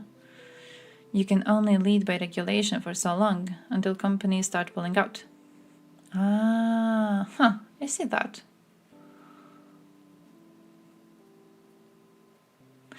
Ooh, wait, I actually don't. You know what that reminds me of? When Elon Musk, was it Elon? I think it was him, when he wanted to open a factory in Germany. You remember that? He wanted to open a factory in Germany. And the appeal was the fact that, you know, if something's made in Germany, it's already, it has a different reputation than if you make it elsewhere, right? Made in Germany is like, who? But the reason why made in Germany carries such a strong meaning and has such strong reputation is because the regulations are very, very strict. If we lessened our regulations, if we tried to change that, then soon the reputation that our firms carry, when I say our, I mean Germany, because like Croatia doesn't have that shit, right? But if we were to do a change in that, we would lose a lot of our reputation. But I think for now, like with what we're doing, I think we're doing quite well, my dude. I think we're doing quite well. For devices, not for vacations. Oh. It's like, there's a sub-version of this, very popular in Croatian diaspora in Germany. And it's people who, they take a credit to, what's the word? is it loan? To loan a car. You know what I mean? Like every summer, they go from Germany to Croatia for like 2 weeks. And they want to flex. They want to flex with what they have in Germany, right? Leasing. Thank you, leasing. Yeah. So what they do is they try to lease a car, and then for 2 weeks in Croatia, they drive this car that isn't really their car, but they drive this car around to show to everyone in Croatia how much money they're making in Germany. That's even like leasing. Leasing is genuinely a thing that, how to say this, improved the situation. Because before this, they would be buying the fucking car.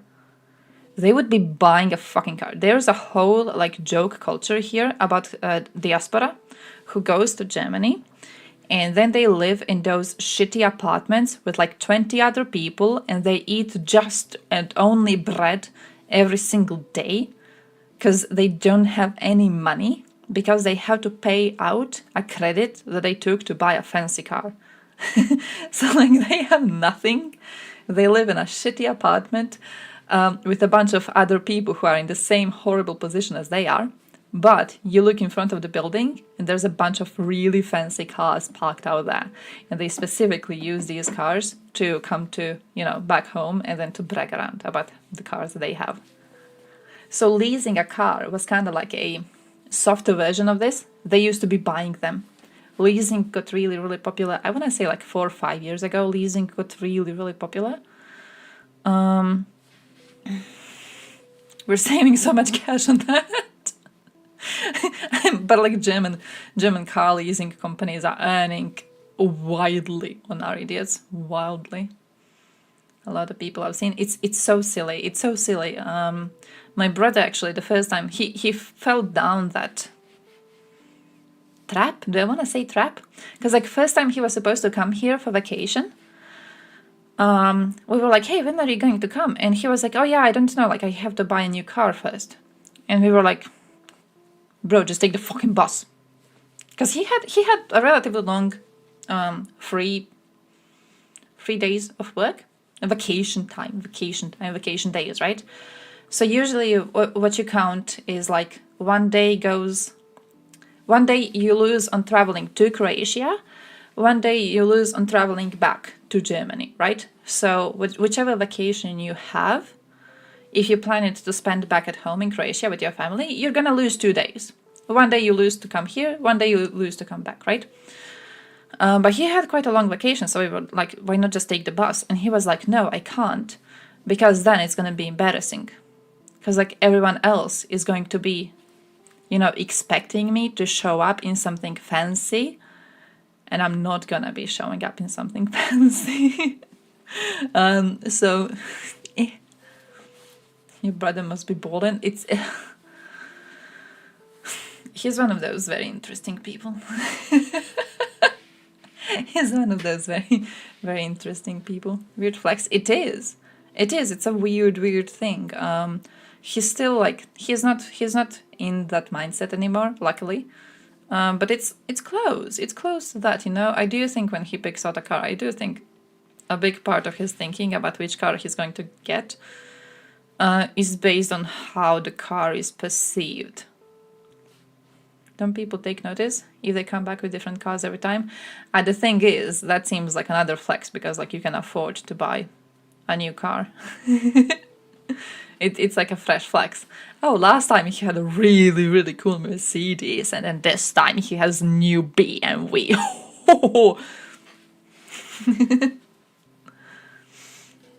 How much money you need over there to be a high value man? In Germany?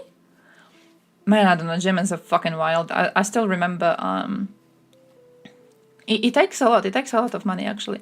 But they have this whole joke. Who do we have here who has spent time with Germans? I'm sorry if you did, by the way. Hope you got better. But I remember when I was in Germany, they had a joke in which they would be mocking the middle class families. There was a whole like array of jokes against middle class people. I remember at one time there was an advertisement somewhere for like furniture or something. And I don't remember the exact things, but the furniture being advertised was one of those, you know, those like living room lamps.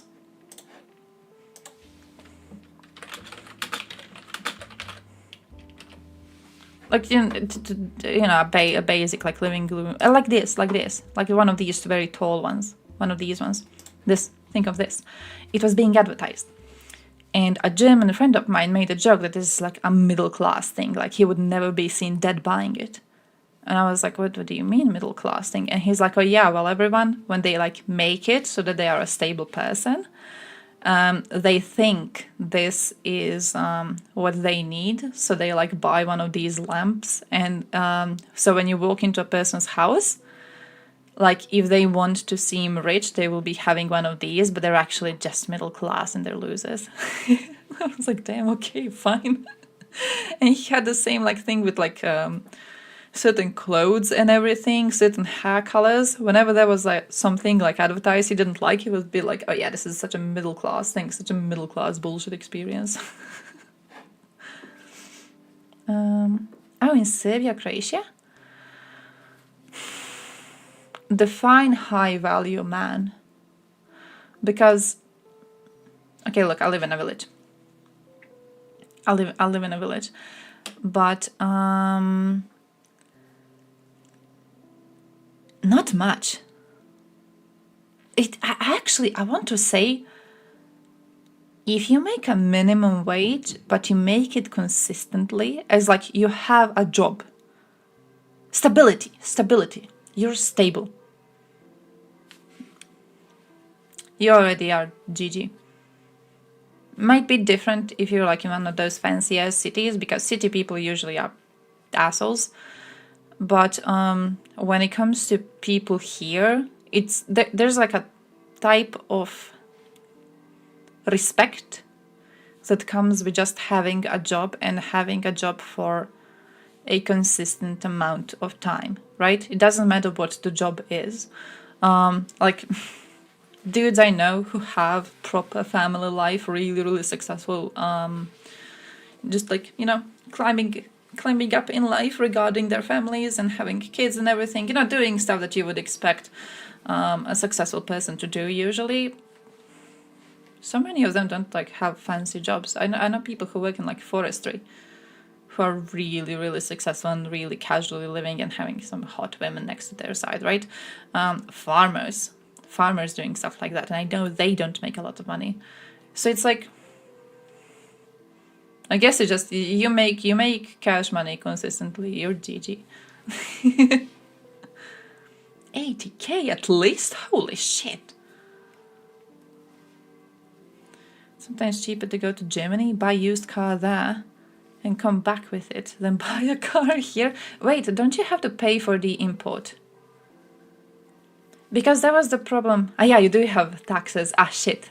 Because there was a problem here. We wanted to buy a car from Germany, but paying the tax to get it over the border would make it more expensive than buying a car here. If the tax was not here, if we didn't need to pay such a high amount of tax for getting it into Croatia and for getting it registered here, it would be a lot cheaper than buying a car in Croatia.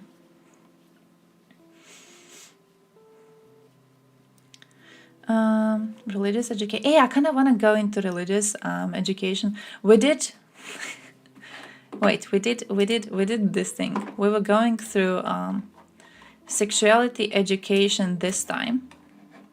It was this time. Before that, we were going through religious stuff. Now I do want to go through religious education. I'm planning that one next week, maybe. My thing is, I don't know how able I'm going to be to find specific stuff that I want. Because, you know what I want? I bitched before about the state of religious education in Croatian schools, and about the fact that none of my religious professors actually were taught how to be teachers. So they had to get educated in theology, but they never got educated in pedagogia. right? They never actually taught how to be professors, how to be teachers. They didn't have to go to that college. I wonder if the expectations are like that in all other European Union countries. I really want to look into that. I'm not sure how easy it would be to find those laws. But I'm having a longer weekend. So this weekend is I'm having 3 days free from streaming. Because tomorrow I'm going for I'm going to a local tattoo shop. So we'll see how that goes. But I would love to find laws to see if in other European Union countries they also have like this thing of being very casual about who they allow to teach religious classes in schools.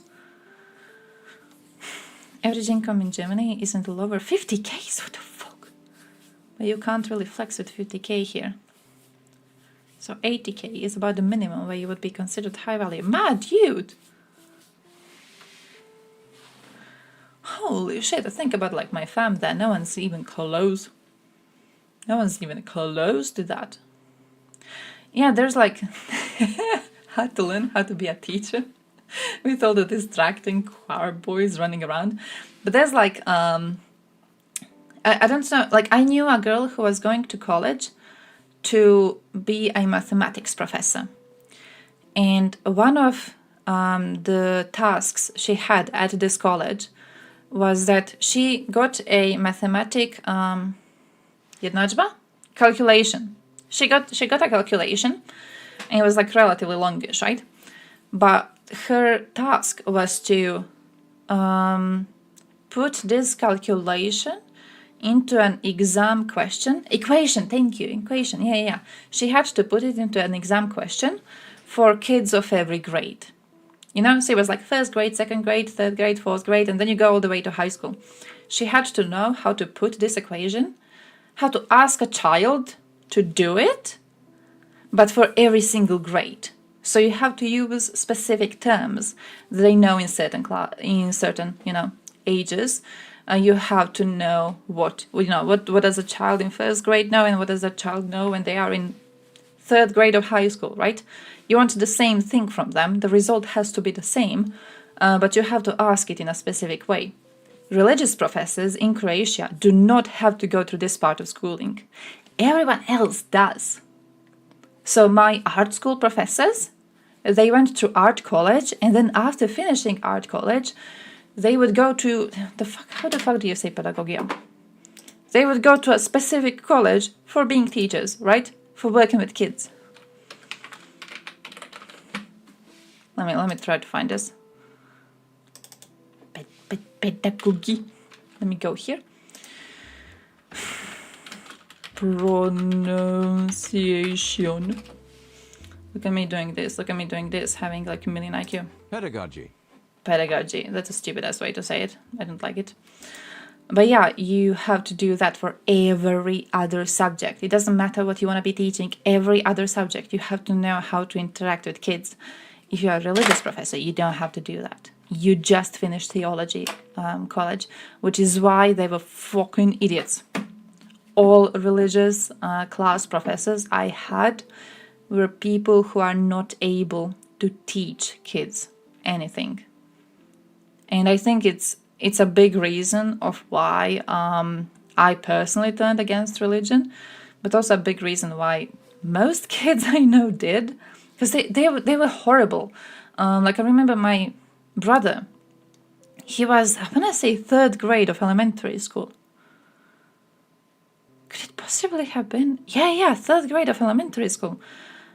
He asked the religious professor about Adam and Eve, because they were reading that story about, Adam and Eve, and then they are the only people on the earth, and then they have kids. And then there's a tribe suddenly. So he was like, okay, like how is there a tribe? There had to be more kids made. Where? Were they all like brothers and sisters? Were they all kids of Adam and Eve, and then they were marrying each other? And the religious professor kicked him out of class. And I still remember a conversation I had with my brother about this, because we were talking about what a bitch the religious professor was. And then my brother, like, I didn't even think about it at this point. My brother goes, yeah, but like, he could have just said that the Bible focused on Adam and Eve because they were the main characters, but there was like other humans too. It's just that the Bible didn't focus on them, right? They could have just said that instead of kicking me out. They could have explained it that way. Like, yeah, it wasn't just Adam and Eve. It was that they were like the only two whose story we follow. But of course, there's other people existing too. I remember, like, that was my first time. I was like, damn, yeah, actually, now that I think about it. Yeah. Man pushed me into questioning that. But yeah, in the classroom, he was just kicked out. So then, it makes him feel bad because he's being kicked out for asking a valid question. It makes other kids feel bad because now that the question is there, now they're wondering.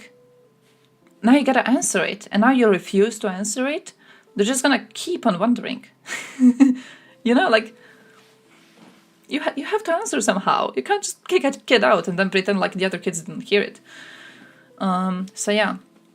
I don't know how it goes in your countries, but here it's a shitty situation.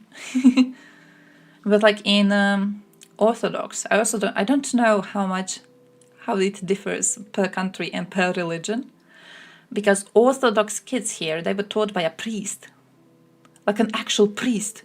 The priest was coming there. We were never taught by a priest. We always had a religious professor in school.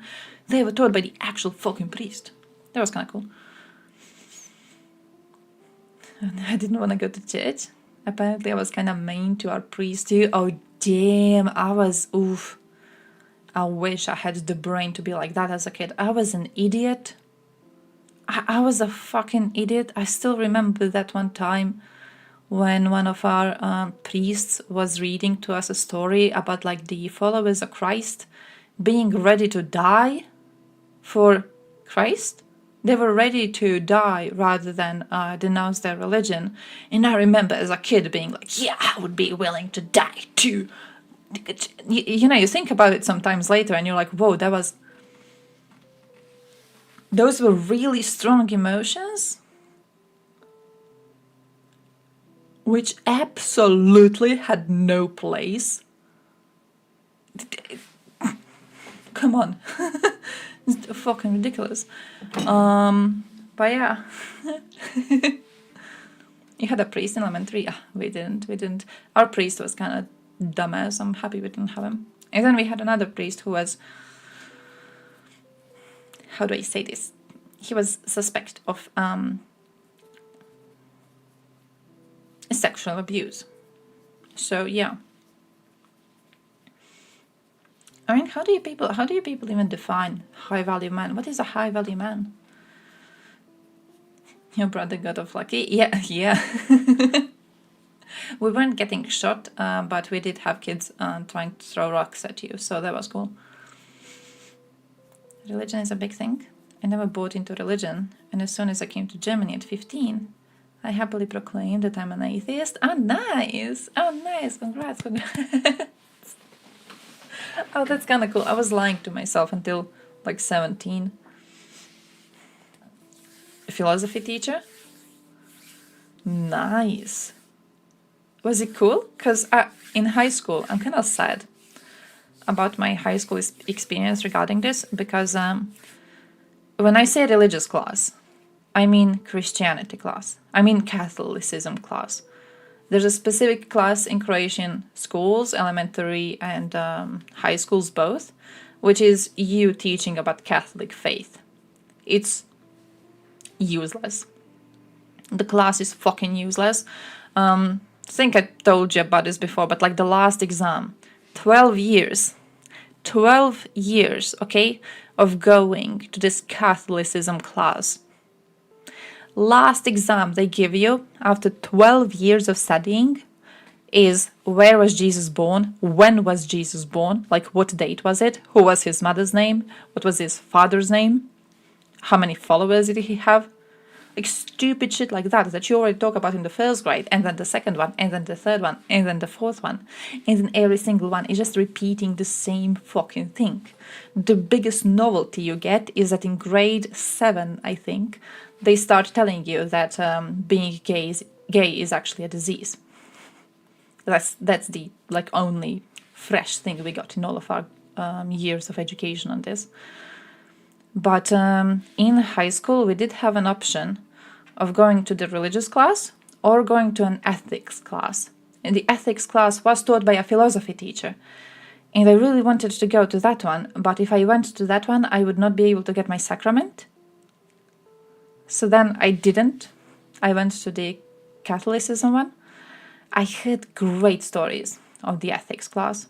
I heard great stories of that. I heard that they went through like all religions and they analyzed all religions existing in the world. It was mostly like pushing to respect all of them in a way and to like remove the level of prejudice you have against all other religions. An amazing, amazing class, right? So I don't know. Kind of sad I didn't go through it.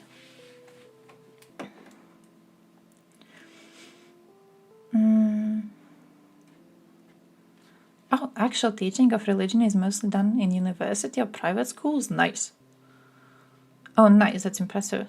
Wish we had that. We had a drive recently to push Catholicism class out of school.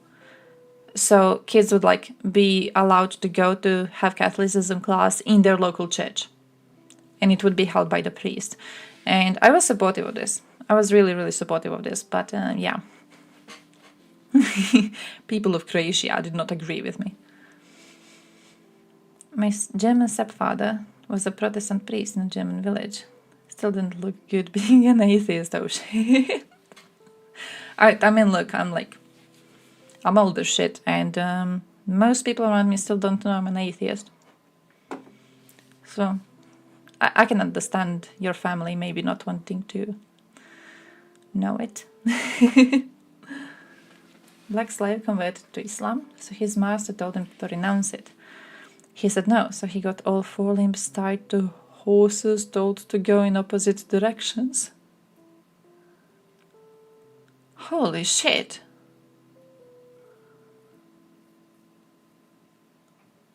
Oh, man, holy shit!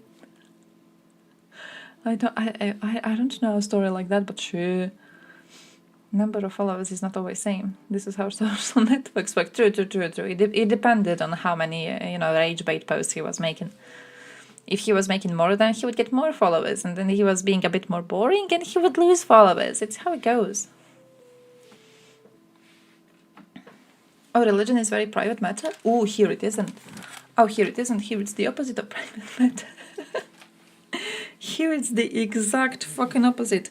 They have a thing here with every single year, at the end of the year, the priest goes to everyone's house.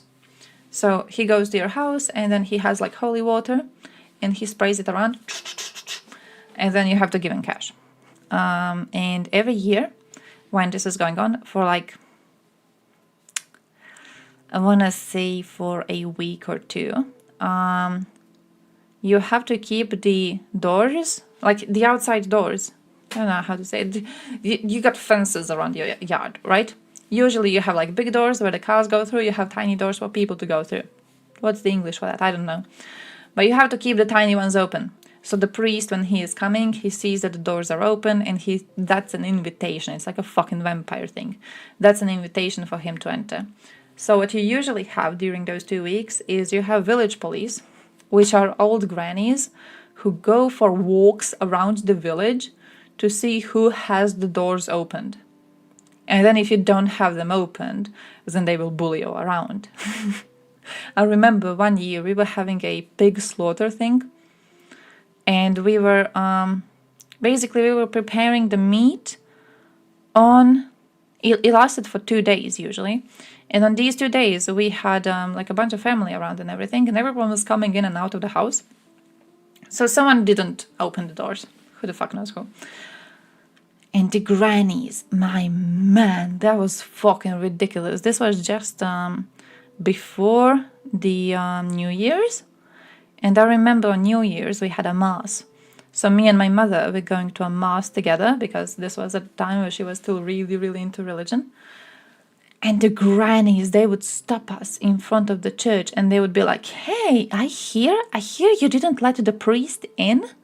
Did something happen? I hear he wasn't allowed in. Are you still okay? Are you all good? Did you switch your religion or something? And then we had to be like, no, not what? No, like, bro, I don't even know.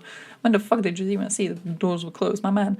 And now every single fucking grandma just being like, you're coming to church now? Well, I hear you didn't let the priest in recently. Interesting. Curious. What are you doing here, you enemy of mine? So that was fucking weird. Yeah, cash for holy water. You have to give him cash. You have to give him a lot of cash money. It's if you don't give him cash, quite interesting, by the way. We just had this experience. When my uncle died, we go to the priest. We were like, hey priest, you're gonna need to do a funeral.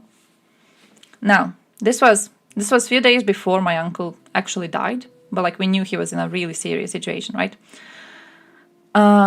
So we go to the priest, we tell him that he's gonna possibly need to do a funeral very soon. And he gives us this little story of like how priests are not really allowed to take money to do a funeral. He gives us a whole story about how he is a nice priest and he's not gonna take a single cent from us, even though my uncle wasn't paying the yearly, church tax money. He's not gonna charge us anything because he's a priest and God loves all of his children, stuff like that. So we're like, okay, nice priest, thank you very much. And then what happens is my uncle actually dies a few days later. We call the priest, we're like, hey, about that funeral. And he goes, oh yeah, you need to come here to pay me. And we're like, well, what was the whole story? What was the whole thing about? You being a representative of a God who loves all of his children? Oh yeah, well I am. But, like, now I actually have to do a funeral, so like you actually have to pay me. So we had to pay him first. Like, we were prepared that we would be paying him. It's not like we wanted to go off without doing it. But the fact that he demanded it after talking about how it's not requested, that was fucking weird. Like people washing your car windows on a highway without asking, and only after asking to pay. But a priest with doing that with holy water, pretty much, yeah. Like he goes into your house, and the worst thing is, he has these kids with him. Altar boys. He has these altar boys with him. So usually what you have to do is you have to give cash money to the priest. You have to give cash money to each altar boy coming with him. Plus there's an old woman who takes care of the church for the entirety of the year. Like cleans it and, brings the flowers in and stuff like that. So you have to also pay her. So you have to be paying a bunch of people, and it all goes into one singular casa. Yeah, no, little compartment for cash money, okay? So usually what they do is at the end of the day, they just take like a few bills, give them to kids, and then the rest of it just stays for the priest. They don't really like give them the amount of money that each family gave for these altar boys. The priest takes all of it, and then he decides how much of the total amount is going to be given to them. So that's, that was quite disappointing. And yeah, it was a pig. We were doing kolinje, which is like, it's a traditional thing here. You get a pig, and you make sausage out of it. Usually you do it between Christmas and New Year's. Christmas, when children go from door to door chanting stuff. Hey, we didn't have that. But you know who does that? Hungarians. Hungarians do that thing, and it's not children going from door to door, it's grown-ass people going from door to door. I experienced it 1 year only when I was at my Hungarian relatives. It's like grown-ass men. They have a whole like fucking band. They come to your house. It's usually like few days before Christmas, because they go to a lot of houses. But they come to your house and they sing you songs, they sing you Christmas songs, they sing you traditional songs. If you request a party song, they can do that too. So you give them food and you give them drinks. They would actually get drunk. That's why it takes a few days, because they can only go to like 1 or 2, maybe 3 houses, maybe, before they are completely drunk. So it takes a few days, like a whole week event. It was cool though. It was kind of wholesome, you know. You're just drinking there with men you don't even know, and they're trying to play the little instruments, but they're playing like shit because they're always drunk. Cute. Settlement 12 kilometers from a town. And even me, from time to time, met goddamn Jehovah's Witnesses. I have never met them. Never. I live 30 kilometers from the town. Never in my life met Jehovah's Witnesses. But they did used to be doing a thing. I think it was Jehovah's Witnesses. They used to be doing a thing where they would give you... It was flyers, little advertisements. And the advertisements were for English language classes. And then you would go to the English language class, but it was one of their religious leaders teaching you.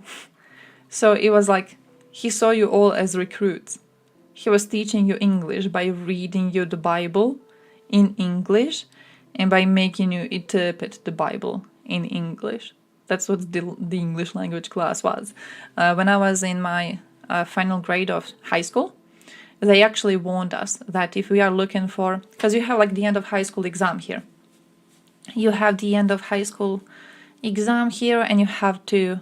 It's like done in the whole country.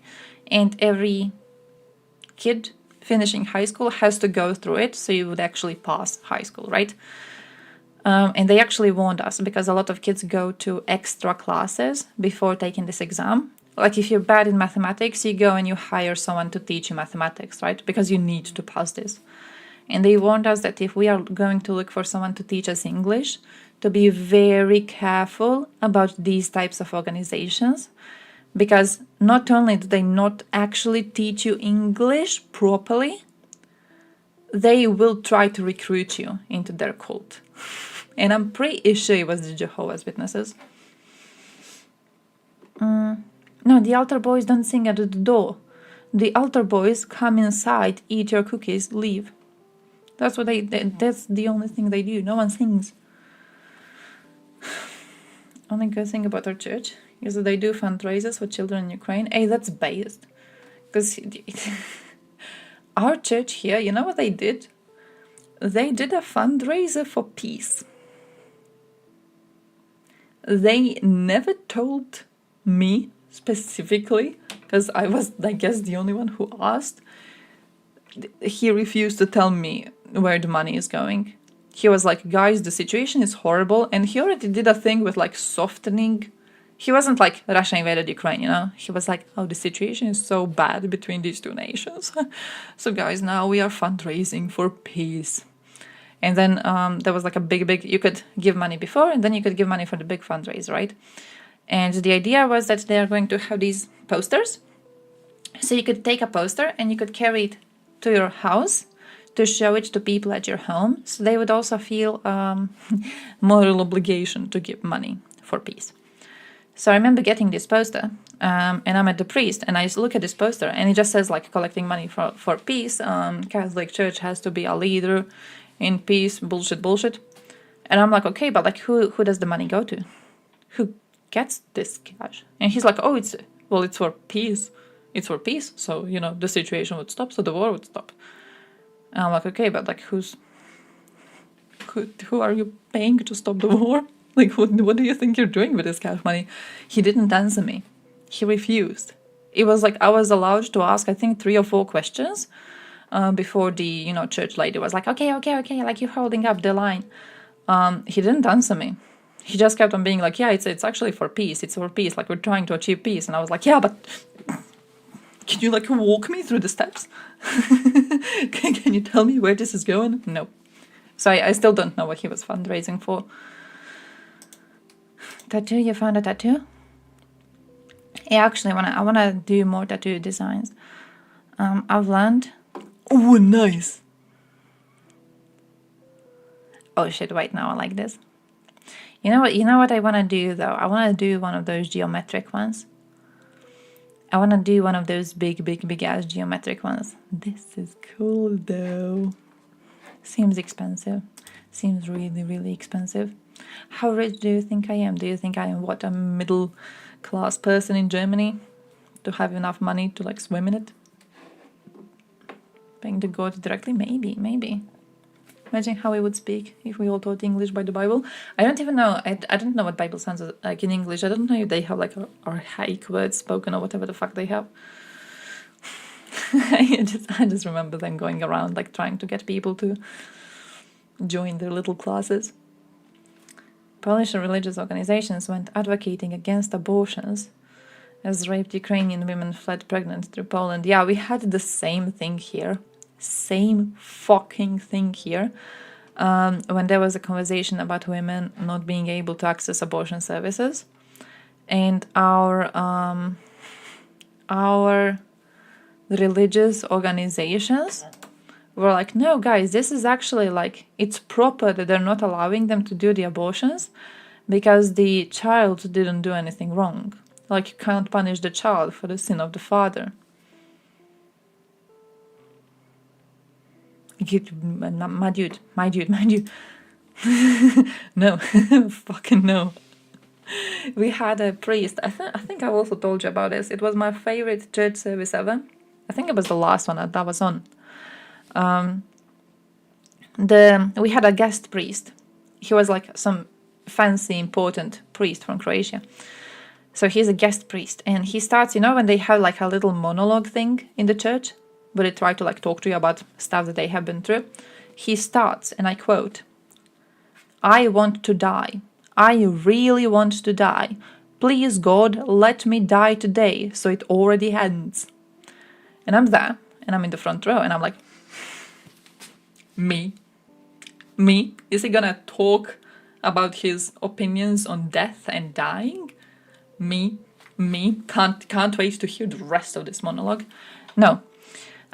He was apparently quoting a woman who apparently tried to have an abortion when she was really young. And what he said is that he has been a friend with this woman for 8 years. So 8 years ago, she got the abortion. For 8 years, he has been a friend of hers. And he keeps on seeing her mental state crumbling. Which for me was really interesting, because I happen to know a couple of women who went through abortions. And they all are normal people. Like none of them is mentally unhealthy. He made up this whole story about how like this woman was trying to be a doctor. She went to school to be a doctor, but now she wants to die so much that she is unable to give medications to her patients because she yearns for death so much that she like doesn't want to save someone. You know what I mean? And he's reading this little monologue to us, and I'm just sitting there like, bro, it just makes him sound like those, you know how you have like those evil cartoon villains who will like manipulate you into completely crumbling apart mentally? That's what it makes him sound like. Man's like, oh yeah, well, this woman, she has been falling apart for 8 years. Well, maybe it's because her close friend is a piece of shit priest who is putting stupid little ideas in her head. Maybe that's the problem. Man wrote a whole book about it. A whole fucking book. I'm still not convinced the woman is even real, but like, if the woman is real, he fucked her up. She would have been able to be a normal person. He fucked her up. Never be friends with a priest, by the way. Never be friends with a fucking priest. We stay with Tito, between boobs. I'm planning to do, you know what I like? I like those geometry tattoos. And I like the aesthetic of those Greek statues. Like between the geometry stuff, but I don't really care for Greek statues themselves. I like the aesthetics of them, but I don't care about Michelangelo too much. So what I'm planning to do is to figure out a design for something different, but in the same aesthetic. You know, the same like part and everything. I kind of want to do that. Let the hammer of Thor crush these anti-abortion pricks too. Oh shit, the thunder of my vengeance will echo through these corridors like the gust of 1,000 winds. Thank you. You would be very, very, very useful in Poland if you want to go there to protest against abortion not being allowed. They're working on fixing that. Such as with the small babies. Yeah, tiny baby. Tiny baby, tiny baby. Wouldn't be surprised if most of the psychological burden following an abortion just comes from the stigmatization society imposes on them for deciding to abort. Yeah, I think definitely. I think definitely. And now I think about like my grandmother, because you know the story, right? She had several abortions. They were in a situation, you know, she was a village woman. She was married to a village man. Conversations about consent were not really big back then. So she was staying pregnant quite a lot. And, you know, being the rational person in the household, she was the one aware that they are already living quite badly. They can't really afford to have more kids. The situation is already very, very bad. So she would go to a local, not really a doctor, I don't know what she was, that woman, but she would perform abortions. She was performing abortions for women in the village. But like my grandmother, even though she had more of them, she never felt bad about it. You know what I mean? She always felt it was needed. And other women in the village too. It was seen like, you know, you're in this situation.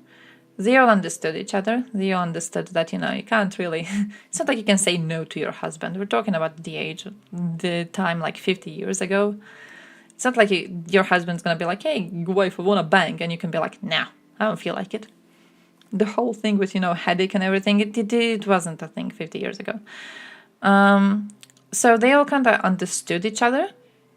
And there was no condemnation about it, really. There was no bad feelings about it.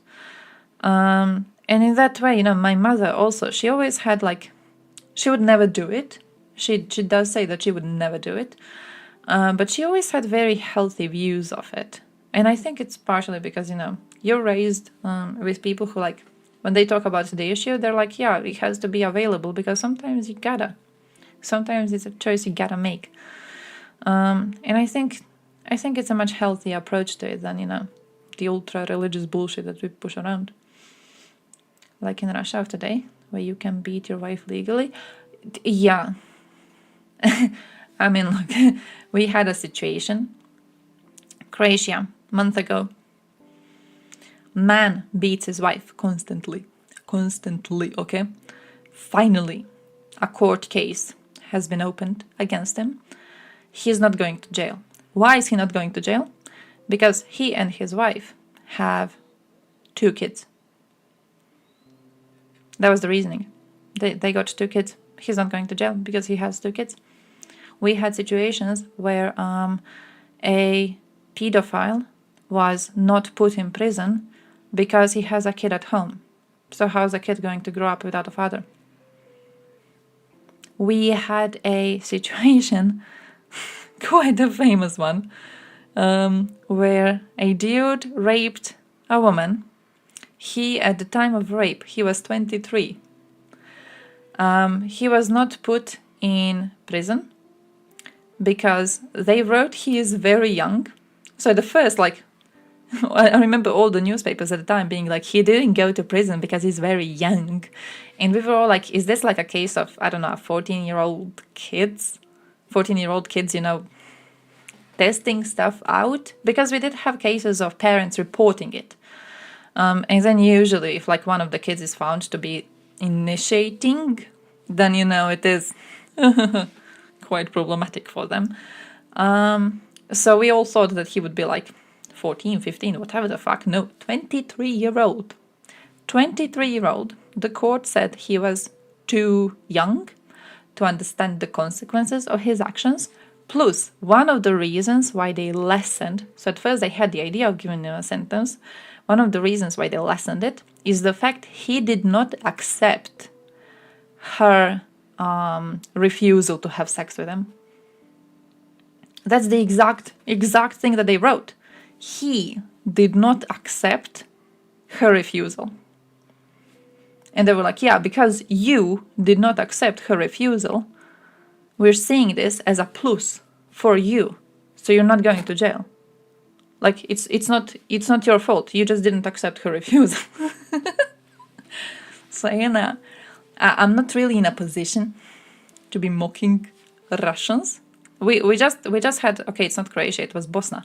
Bosnia just had a situation recently where a dude has been beating up his wife regularly. Finally, a court case is opened. He gets a restraining order, which is a very rare thing in Balkans, okay? He gets a restraining order. He wants to push against the restraining order. He goes to the judge, a woman, by the way, very important. He goes to a female judge. The female judge is like, oh yeah, oh, you're such a sad little man. And it's so sad that this hysterical woman of yours made you look so bad. Here's her address. Here's her address, you man who has beaten up this woman few times previously. Here's her address so you can find her and so you could talk this through. He killed her. He killed his wife. Immediately. Like the second he got to the address, he went there, he killed her. A female fucking judge, my dude. So, yeah. Him not accepting her refusal brought him plus points. Yeah, it's like, I don't know how to say it in like English, but you know how like you do a bad thing. You go to court, and the court is like, we want to give you 20 years in jail. And then they're like, but you're stupid as fuck. So here's a little plus. It's not like a plus that makes you a good person, but it's a plus like, this is a reason for us to lessen your sentence. Like, you're genuinely stupid as shit, and you were unable to understand the consequences of what you were doing.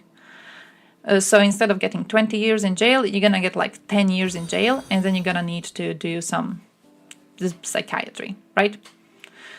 It's stuff like that. You're like a very young person, it's also a plus.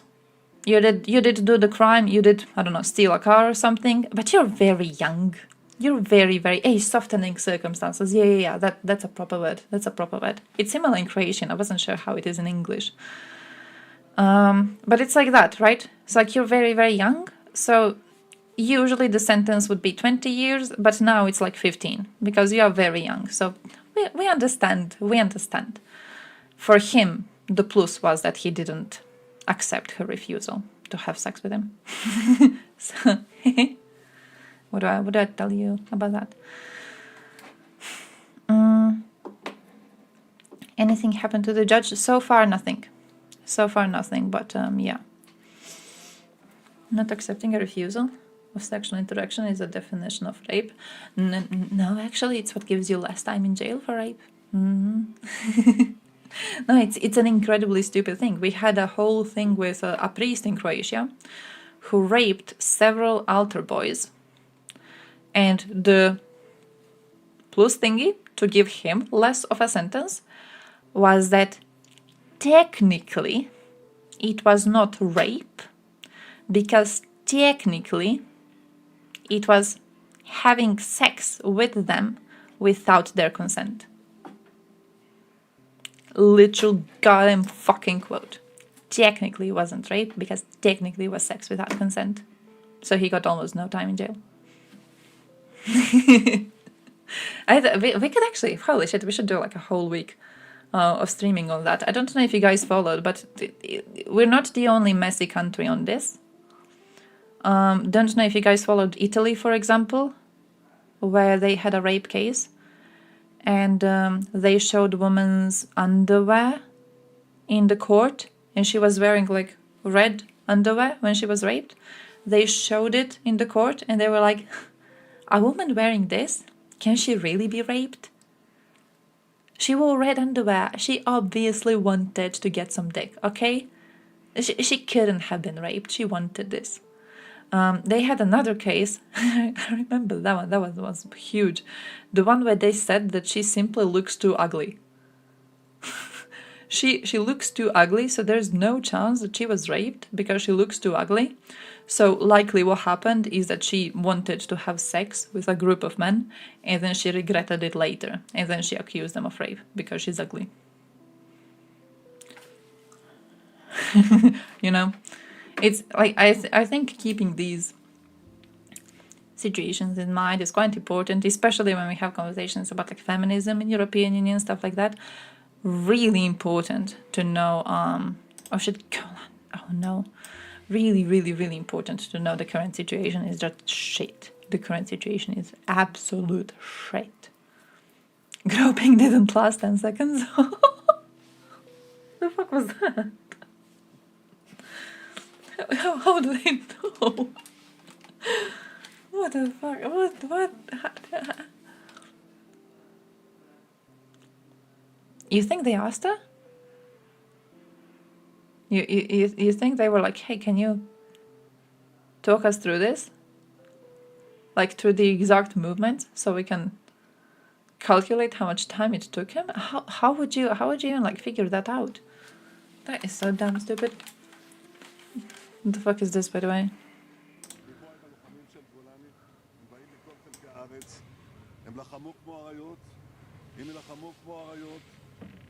אתם מוכנים להמשך? כן! אנחנו הולכים לנצח בכל העוצמה. אתם מוכנים? כן! כל עם ישראל עומד מאחוריכם, ואנחנו ניתן את המכה הקשה לאויבים שלנו כדי שנשיג ניצחון. So they're actually starting. מוכנים? כן! ופה עם הלוחמים של גולני, הם באים מכל חלקי הארץ. Shit. הם לחמו...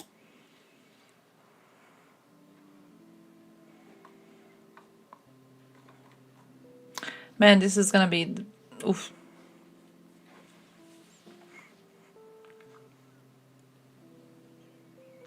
Like, are we positive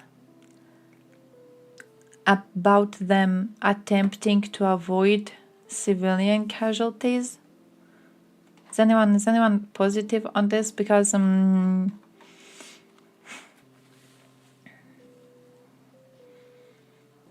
that's not you, stupid boy who had decided we would have sex today. Yeah, basically, yeah. True though. Fucking true. But when it's used at a court, it's a bit... You're negative. I understand that.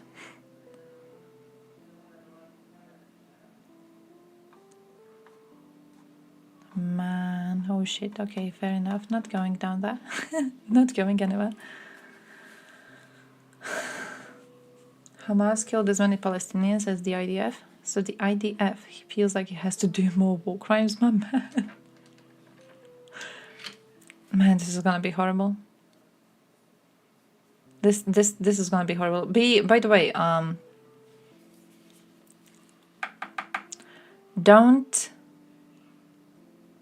maybe don't use Twitter when this starts for like at least a day. Maybe try not using Twitter. I would advise you not to use Twitter. Take a break from Twitter. This is gonna be bad. You're going to be seeing the same thing we saw with the bombing of a hospital. You're going to be seeing that, but like times 10,000. Don't go on Twitter. Don't go on fucking Twitter. Let it clear up itself. Give some time for footage to be uncovered, because especially if you're like prone to having really, really strong feelings over these situations. Oh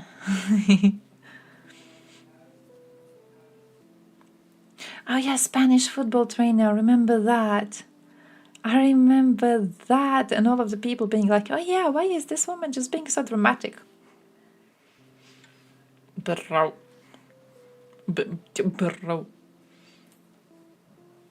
IDF wants to avoid civilian casualties, but with 1,400 dead, a lot of soldiers will have known someone who died or was affected. There will be soldiers who won't show restraint. Oh shit. Israeli took all the blame on himself. for the Hamas massacre in Israel, just to lessen the pressure on Netanyahu. Wait, who? The Israeli? Who would really? Took a break off from Twitter when Elon bought it. It's still like... Unfortunately, I'm really hoping it gets banned on European Union market. It's a stupid hope to hold, probably, because I guess Elon knows that he's going to lose a lot of cash money, right? If he loses European users. But still, I wish it would get banned. Twitter is horrible lately. Twitter is absolutely horrible. TikTok too, but TikTok, don't touch TikTok. Don't go there. They wanted the IDF to kill civilians and get bad press coverage. It just so happens that the IDF is all good with that. Could see that. Just a horrible thing, though. A horrible goddamn thing, my man.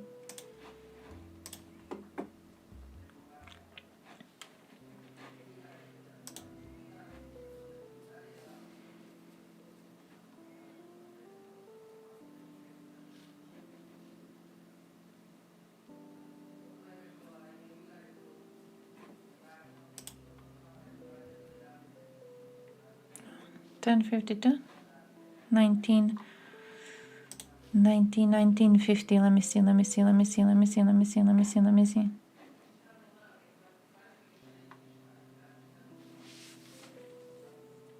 To be a millionaire, you don't have to be a genius. Absolutely. Hey guys, any imbecile could become a millionaire. Doesn't it make you feel great? Kinda.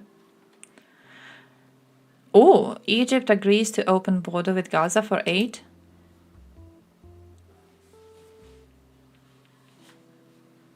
That's a turn. That specific question, but I will say it is important that Palestinian civilians have the chance to get out of harm's way. If Israel is conducting military operations in Gaza City or in other areas, it is appropriate to establish places where Palestinian civilians can be safe from military attacks. News Now. That's what we're trying to do. News Now is just a news aggregator. So they just automatically update with whatever's in headlines. Headlines. Establish this area, these areas where they can be safe from harm. I have a couple more questions. One on your veto at the United Nations that was cast yesterday.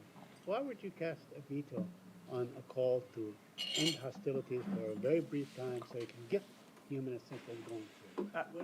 I mean, all other members of the Security Council, with the exception of Russia... Yeah, the world is a bit obsessive, that's true. ...chose to abstain, voted for such a measure. I would say a few things about that. Number one, we thought it was very unfortunate that resolution did not recognize Israel's right to defend itself in the face of these terrorist attacks. We think that is an important principle.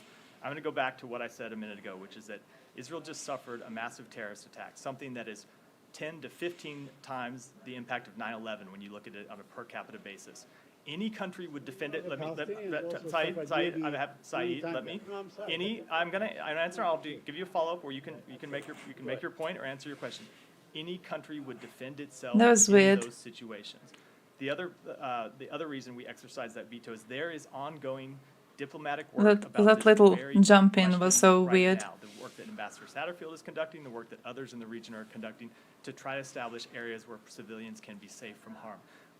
With that work ongoing, and with a resolution that did not exercise Israel's right to defend itself, we thought this step we took was the appropriate one. Go ahead. In your view, what is Israel's end game? I mean, what we have seen is an increased assault that end up killing a lot of civilians, and that seems to be, the trajectory for, the next few days and so on. What is, in your view, what is Israel's end game, or what should it be? Because you obviously are in talks with them. You talk with them at the level of the president, at the level of the Secretary of State, and so on.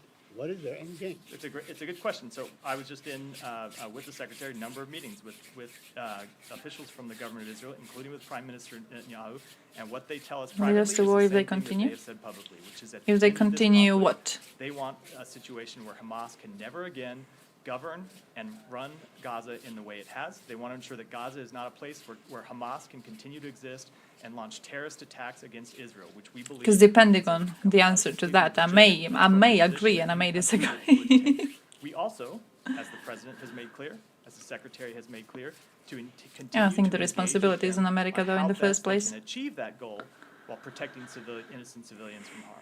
So we're talking about regime change. I mean, just throw that out. America bad. You can call it whatever. No, because like if you wanted to say like, oh yeah, you know what's going to lead us to war? Pussy behavior of the West. I could see that. I could see that. You know, like if we keep on being cowardly and if we keep on being absolutely useless on a world stage, and if we keep on allowing the butchering of our ally countries, yes, there is a big possibility that soon we will be going into a full-ass fucking war. If you look at what Russia is saying, they are at the war against the West. Russia sees their war with Ukraine as just a little symbolic first step against fighting against the West itself. They're going to continue. They will not stop with Ukraine. They will continue. So if we keep on having very cowardly, very weak responses, yes, we are likely to lead into a war.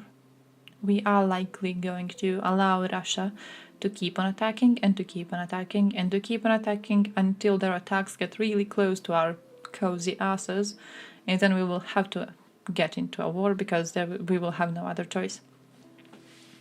We could have just beaten the fuck out of them back in 2014, and this whole situation would have been, you know... What's the point of that? Of continuing after Ukraine? I mean, ask Russians. They're the ones preaching it. Ask them. What they currently see as the point is fighting against the West itself. The idea is we want to fight against the West. We want to fight against the big bad global homo. We want to be a world superpower. Back when they evolved, man, if we had the balls back in 1990s to stop them from butchering Chechens, man, then they might have actually had a chance to not be a shithole that they are. If their first butchering as a Russian Federation was stopped, if we actually had the will to make them stop, maybe there was a chance for them to not turn into whatever the fuck they are now. But we allow them to butcher Chechens, and we allow them to invade Georgia, and then we allow them to try to take over Crimea. Now we got this. Europe will never be beaten. It's not a question of whether we will be beaten. The question was whether there's going to be a war started. Even if we win a war, the war will still be here. I'm not saying we will lose a war with Russia. I'm not saying we will necessarily lose. We still do have NATO on our side. NATO still does have nice equipment relatively. We will have a realistic chance of winning, absolutely. But if anything leads us into a war, it's going to be our cowardly responses to Russian aggression. The same way that what led us into World War II was cowardly responses to Hitler.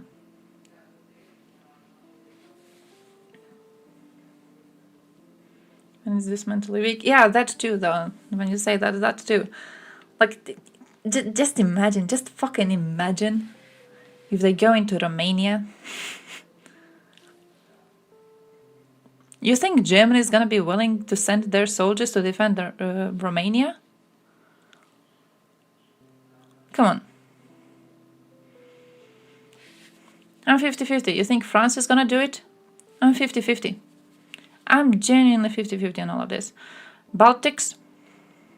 I don't know. The fact that they all were willing to hide the fact that Russian drones entered Romanian territory. I ain't trusting any of you people. I am not trusting any of you. Ukraine is Europe, and Europe acts like pussies. Yeah, we do. We do. How close to like the big players that Russia have to get before they actually figure out that they are at a war? Because we already are at a war. The whole thing with like, oh, they're leading us into a war. This is a war. This is a war. These are the starting phases. This is a war already. It's just that you don't see it as one until it comes way too close to your ass. Sending a strongly worded threat? Yeah, I don't know.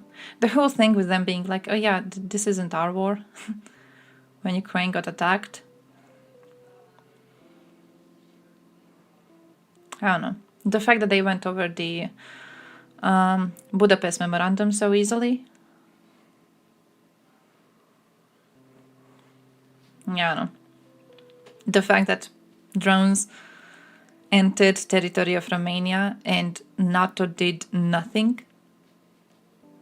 Like, we didn't need a fucking Article 5. People always mention Article 5 in regards to that. We didn't need goddamn Article 5. There would have been an overkill, for sure. We could have installed proper air defense systems. We could have given Romania something to keep every single inch of their territory safe. We didn't do that. We did nothing. We hid it. We lied about it. That was cowardly. That was a cowardly fucking response. If we get into a war, it's going to be because we are pussies.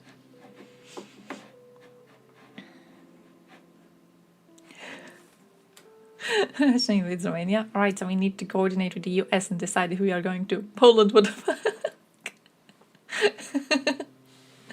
Poles, actually, unironically, Poles are the only side in NATO that I think I would trust, and even on that, like, you're on thin fucking ice. You're on thin fucking ice. I trust no one at this point. I trust none of you.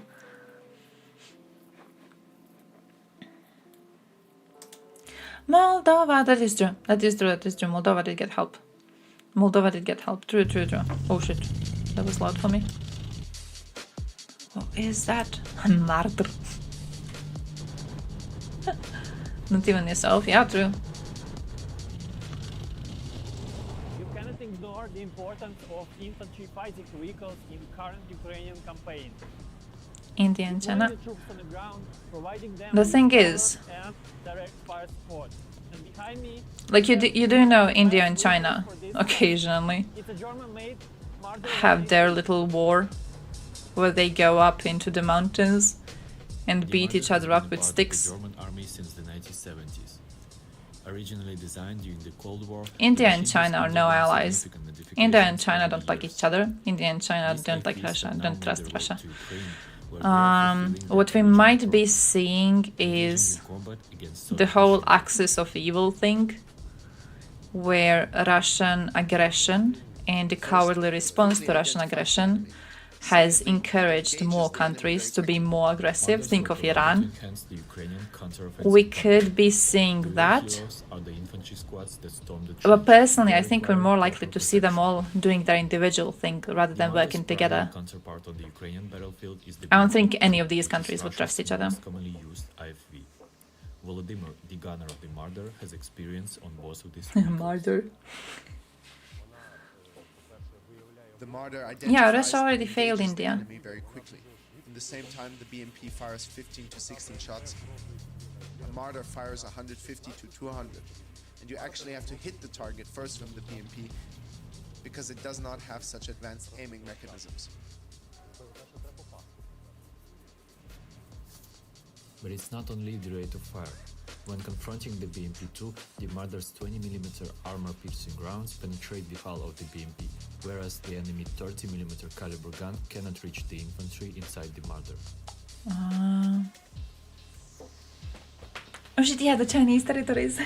Forgot about that. You're advancing, facing an ambush from the side, the machine gun is firing at you. That's what they're gonna do. Can't wait for that. Grenade is thrown in your direction. Feel no fear, because the armor protects you. Ukraine has received only 80 Marders. That's a relatively small number compared to Russia's hundreds of BMPs. But the confidence the Marder has provided to the troops is evident. Ukraine can only hope that in future more of these vehicles will find their way onto the battlefield. Give us more Marders. Nice. Oh, that was a cool one. That was a cool one. Oh, I don't know. Marcus seems to be okay-ish so far, I'm guessing. You never know with people. I wish China was on the verge of colonizing Siberia. I don't think China's really gonna do anything. I know that they had this like little thing with renaming the official names for parts of China that are now Russian were changed into like the Chinese ones. So it was supposed to like signal the fact that they still feel like these parts, these cities belong to them. I remember that, but I don't think they're gonna do much. I don't really think they're gonna do much.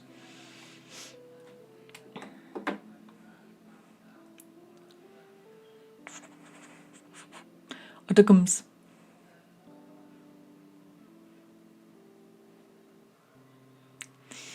Oh yeah. Germany and Japan were doing their individual things in World War II. It still made it much harder for the Allies. Ah, okay, that's a proper point. That's a proper point. Yeah, they also technically weren't allies, but they had a common enemy, so it was harder. You think they prefer economic dominance or gradual encroachment? Yeah, I'm not seeing China. I don't think they would be that stupid. But then also again, like, you never know. If we smoked the fuck out of Russian asses immediately when they invaded, then China definitely would not be that tempting to do anything. But now that our response has been a letter of concern, let us write an email and also congratulate you Russian Language Day while we're doing that. I don't know, it feels like a lot of countries have gotten a lot of ideas of what they could be doing.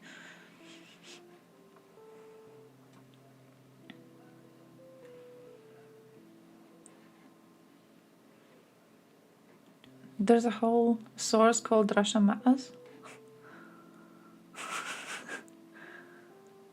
Fair.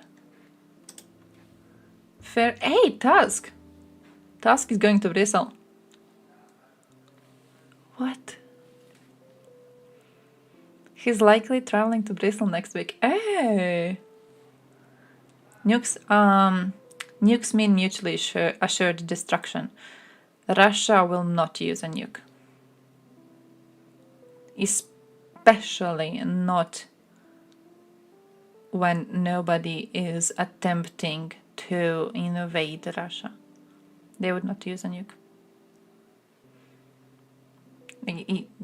Putin would not get the support needed to be able to launch a nuke.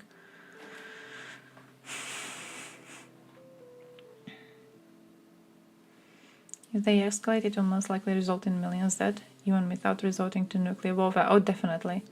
That's why we should have just beaten Russia earlier, though.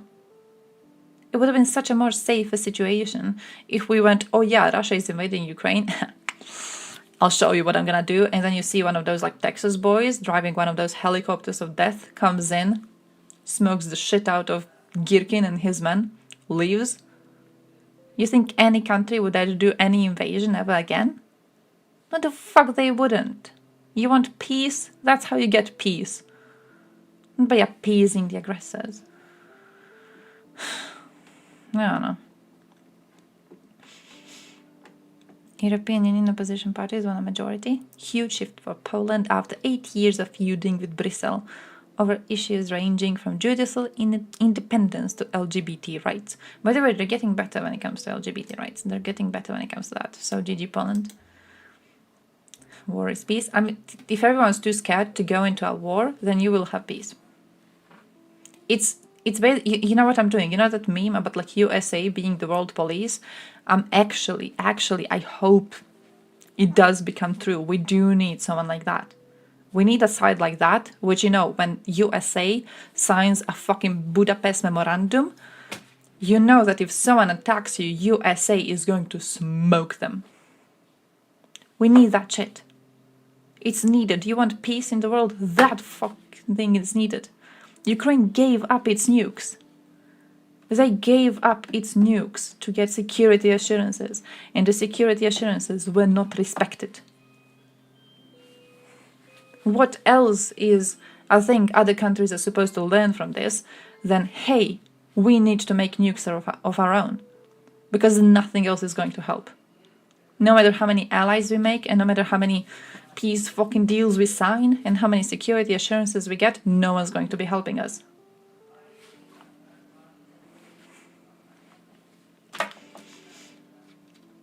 You can wish the war away by imagining Putin wants peace, and it's all just misunderstanding. We just have to give up more. Yeah, true. True.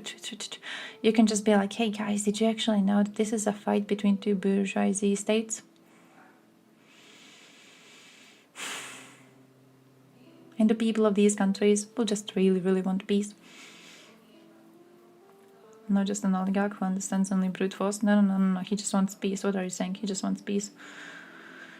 He was scared of what was that Pope thing? What was that bullshit Pope said? NATO barking at the doors of Russia. My man.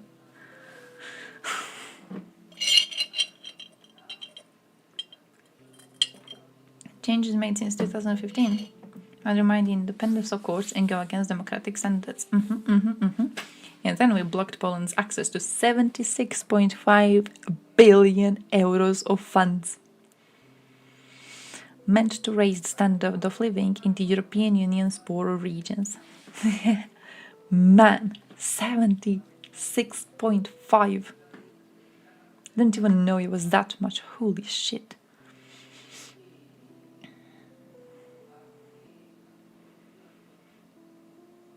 Leaders of the three parties that are seeking to form a coalition have called on Duda not to delay making a decision. Process of forming a new government in Poland could take weeks or even months. My dude. Hey, by the way, I have to show you my stuff. I have to show you my stuff that I found on Sex before we leave the stream, okay? I have to show you my stuff. I found 3 different researches and I thought they were really, really, really interesting. This was one of them. And it's the one on study of gender and sexuality politics in Ukraine. It's basically trying to be like, oh hey, this is how culturally we have seen these countries change when they were trying to join European Union. It's not just changed based on laws and regulations. It's like a change in the entire goddamn mindset. Everything changes once they try to go closer to European Union. Really, really, really cool thing. Yeah, it's on gender. Europeanization involves more than merely the influence of European Union policies and values on non-member states. Europeanness is a quintessential racial identity marker, even as racial whiteness is unmarked as natural adjacency of the West. So kind of cool thing, very, very cool thing, very, very cool thing. I'm gonna send you the PDF to the to Discord. I actually need to open a thing for PDFs. Sir, men and women are genders. What do you mean no gender in Ukraine? What do you mean no gender? That is a gender. That is what gender is. Men and women are genders. You know those people who go like no pronouns? no pronouns. In my country we don't use pronouns. It's like that. No genders. Men and women though.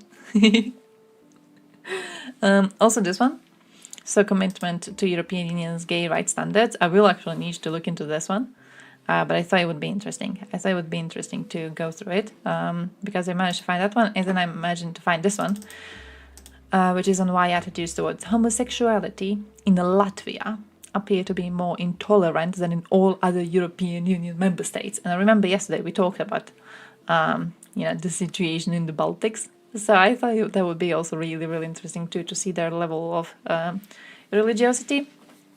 And then to also see how they are on studying sexuality in schools, where, by the way, Estonia is doing the best out of the 3 of them. But I thought it was interesting that they specifically looked at the case of Latvia.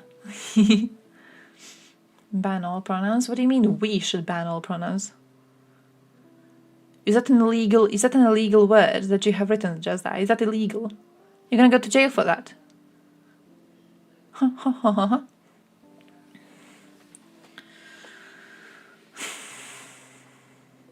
Fans of gender and haters of gender. I mean, but like man and woman is gender. It is one of those problems, though. It's like with people being against pronouns. It's like people don't know what it is. When people say, "Oh, we shouldn't be using pronouns," they don't know what pronouns are. They don't know what a pronoun is. They don't know like the actual grammatical sense of the word. In the very much same way that people who are against genders don't know what a gender is. They don't know what gender actually means. It's trying to be engaged in a culture war rather than using words the way that they should be used. Timoshenko speaking out against genders? What, really? Damn! You had it nice. I didn't even know that. You had your own anti-gender person. Nice. That's fair. Also, I saved like 6 videos on sexuality education. You gotta watch my 6 videos on sexuality education, and then I'm slowly gonna be leaving. I'm planning to take a shower and I'm planning to go to sleep. I slept for 2 hours the last 3 days. And I don't know what it is. I'm basically done no sleeping at all. I keep on just like listening to random sounds around the house and panicking. So wish me luck, because I'm attempting to go to sleep really early today to see if I manage to kickstart some sort of a change in the way my stupid ass brain works. On an anonymous site in interwebs, we all can be genderless. Oh, it's a utopia, isn't it? Anti-gender is usually used by people who are not fans of trans people. That's what it usually means, because it's like anti-pronoun. They think they're being against the markers of trans people. Looking for some hype after she was forgotten? Oh, that makes sense. So she decided to go full into culture wars. Cute. Drink some vodka. I have no vodka. I got beer. Sorry, I wanted to buy Heineken again, and I forgot to buy a Heineken. But I got beer in the house, that's it. And I got rakia. People go through a lot of change. They grow up, their bodies develop, their emotions evolve, they fall in love, and perhaps they start having sex. Ooh, more that comes through. Navigating these experiences isn't easy. Young people need information and skills to have healthy and fulfilling relationships. Anti-marijuana? To Fucking avoid loser. HIV and STIs. Hates genders, hates and to become weed. pregnant only when they are ready. What's next? There is lots of information out there. Forces From religious friends, education in parents, school. The internet. But often this information doesn't answer all questions. And is not always reliable. Sometimes it can even be harmful. That's where schools come in. They build skills, This is a happy promote little healthy video. attitudes, That's cute. and teach accurate information to everyone, and tailored to their age. But most schools in our region don't offer sexuality education yet. This must change. Every young person has the right to health, education, and information. This includes sexual and reproductive health. Join us to make this right a reality. Join us to empower young people and expand opportunities. That was a cute video. That was a cute little video. But yeah, basically proper. Mean because she was very often speaking how Ukrainians are becoming poor. Oh. Are you? Are you? Are they? Are you? You're not, are you? You're not. How was Ukraine doing? Wait, when was she speaking about how Ukrainians are becoming poor? Like, not recently? As for the past few years, I feel like any sort of, it's a TED talk, any sort of conversation about the economy of Ukraine would be strongly marked by, the Russian invasion. Oh shit, I saved this in Poland too. No, Hungary. How big was Poland? Oh yeah. should copy Hungary's controversial law that bans schools Found this. anything about homosexuality. Anyway, this is actually a cool thing. In several countries here, if you look into their views on sexuality education, where's the specific one that I want to find?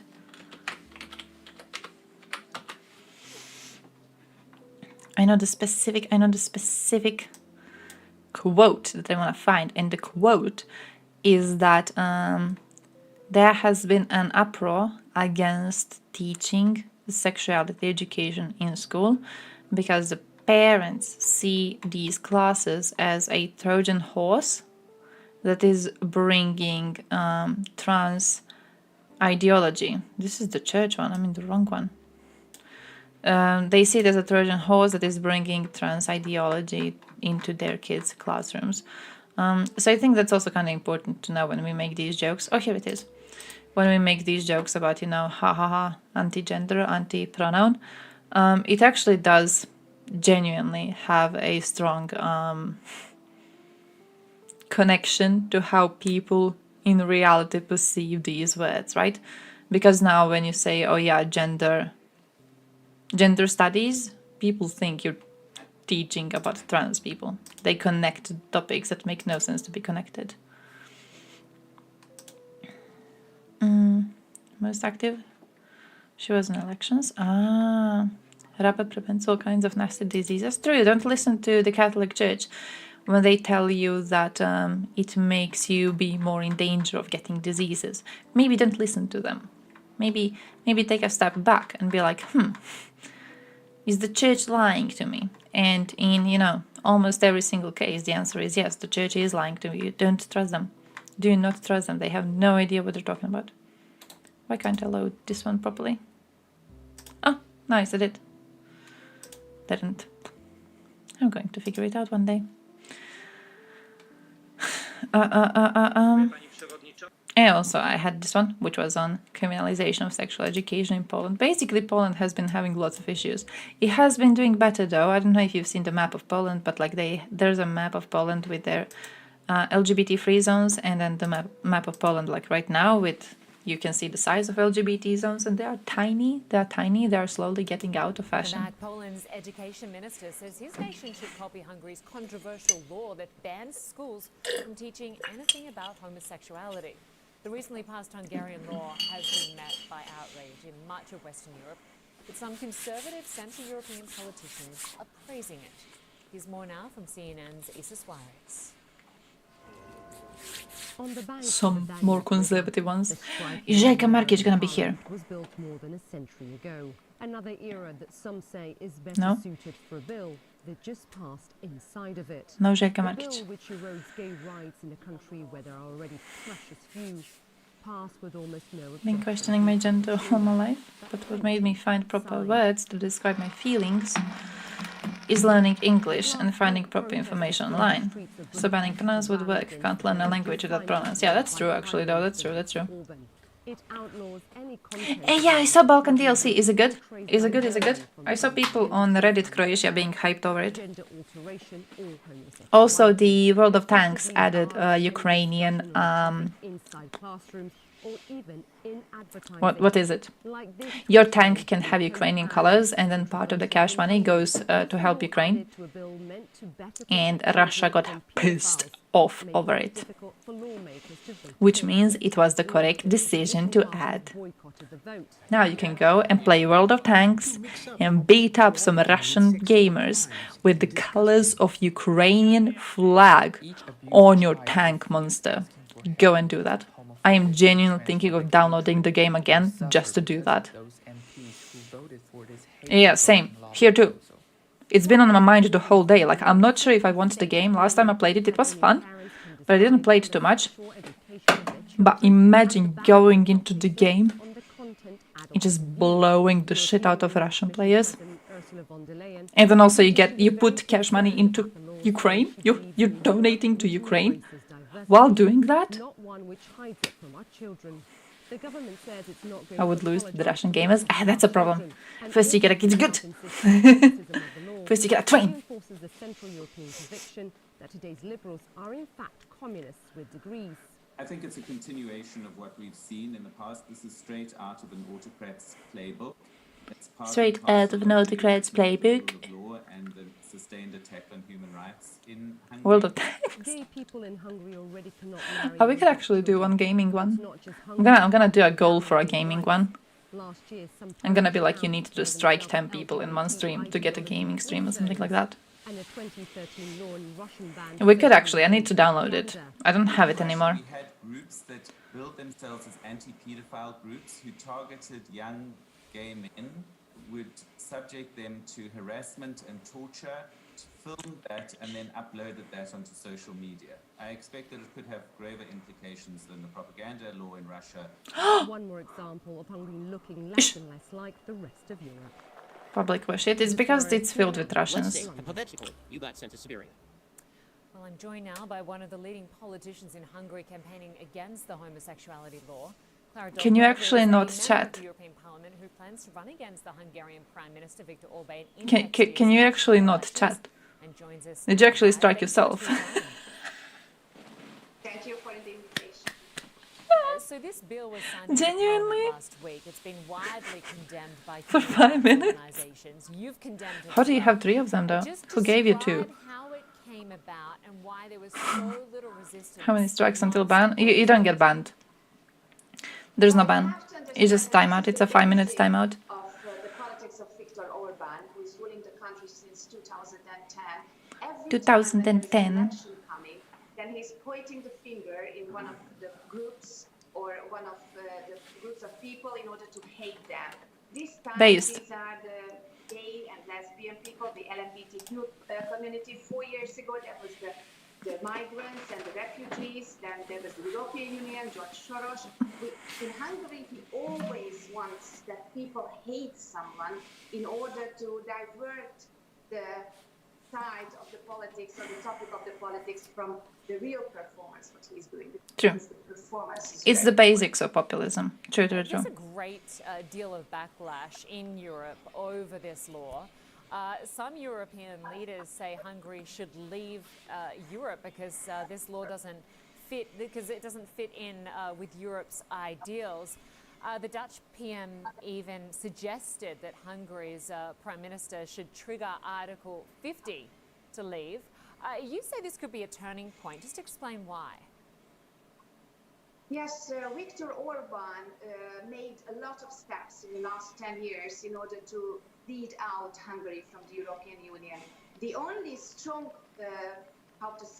reason for him to stay in the Union are the EU funds, the subsidies that we receive from the European Union every year. Restore the account and move this to Europe. Just to move away from the fuckers. I understand that. Those funds can be stopped, especially when the governments, like the Hungarian government, is simply not obeying with the rule of law or with human rights, as it True. is the case. So even this tiny reason for him, in order to accept the European Union's regulation, is going away. And it's clear that his focus, his political focus, is now towards Russia, towards China, towards Turkey, and not towards the Euro-Atlantic community or towards the Western democracies. That is the reason why the opposition united itself in order to really put an end to this nightmare. I'm having a little bit of Makes difficulty sense. with the audio, but I just wanted to ask you a little bit more about that. So 6 opposition parties are uniting to run to defeat Prime Minister Orbán in the next election. How did that go? This is a huge moment. Do you think this is your only way to defeat the Prime Minister? Guess how that went? Definitely. Didn't. It didn't go. Hungarians picked Orban anyways because his brand of populism works really, really well. Getting people to hate someone works really, really well. He basically presented it as like, hey guys, you don't want gay people to be teaching your kids about how to be gay in school? Vote for me, because if you vote for the other dudes, they're going to be bringing gay people into the schools where your children go, and they're going to be teaching them how to be gay. And because he primed the population to be hating gay people already, they saw this as a horror outcome. So they went out and they voted for him, and he is still in the office. So yeah, don't get into fucking culture wars, because that is the only thing they're being used for. You're being played around. And also I have to leave. Wargaming? No, okay, not. Oh, what was the decision? was it okay or was it not? What was the outcome of the debates? By the way, I'm genuinely having to leave. I have to go and I have to take a shower and I have to go to sleep. So pray I get more than 2 hours of sleep today. I will be in Thompson stream today, a bit more. So that's gonna be cool. I'm gonna go see what he's doing, and gonna be seeing you on Monday. I will be updating you on the topic for next week. And I'm going to be running away now. So stay strong, stay healthy, drink a lot of water.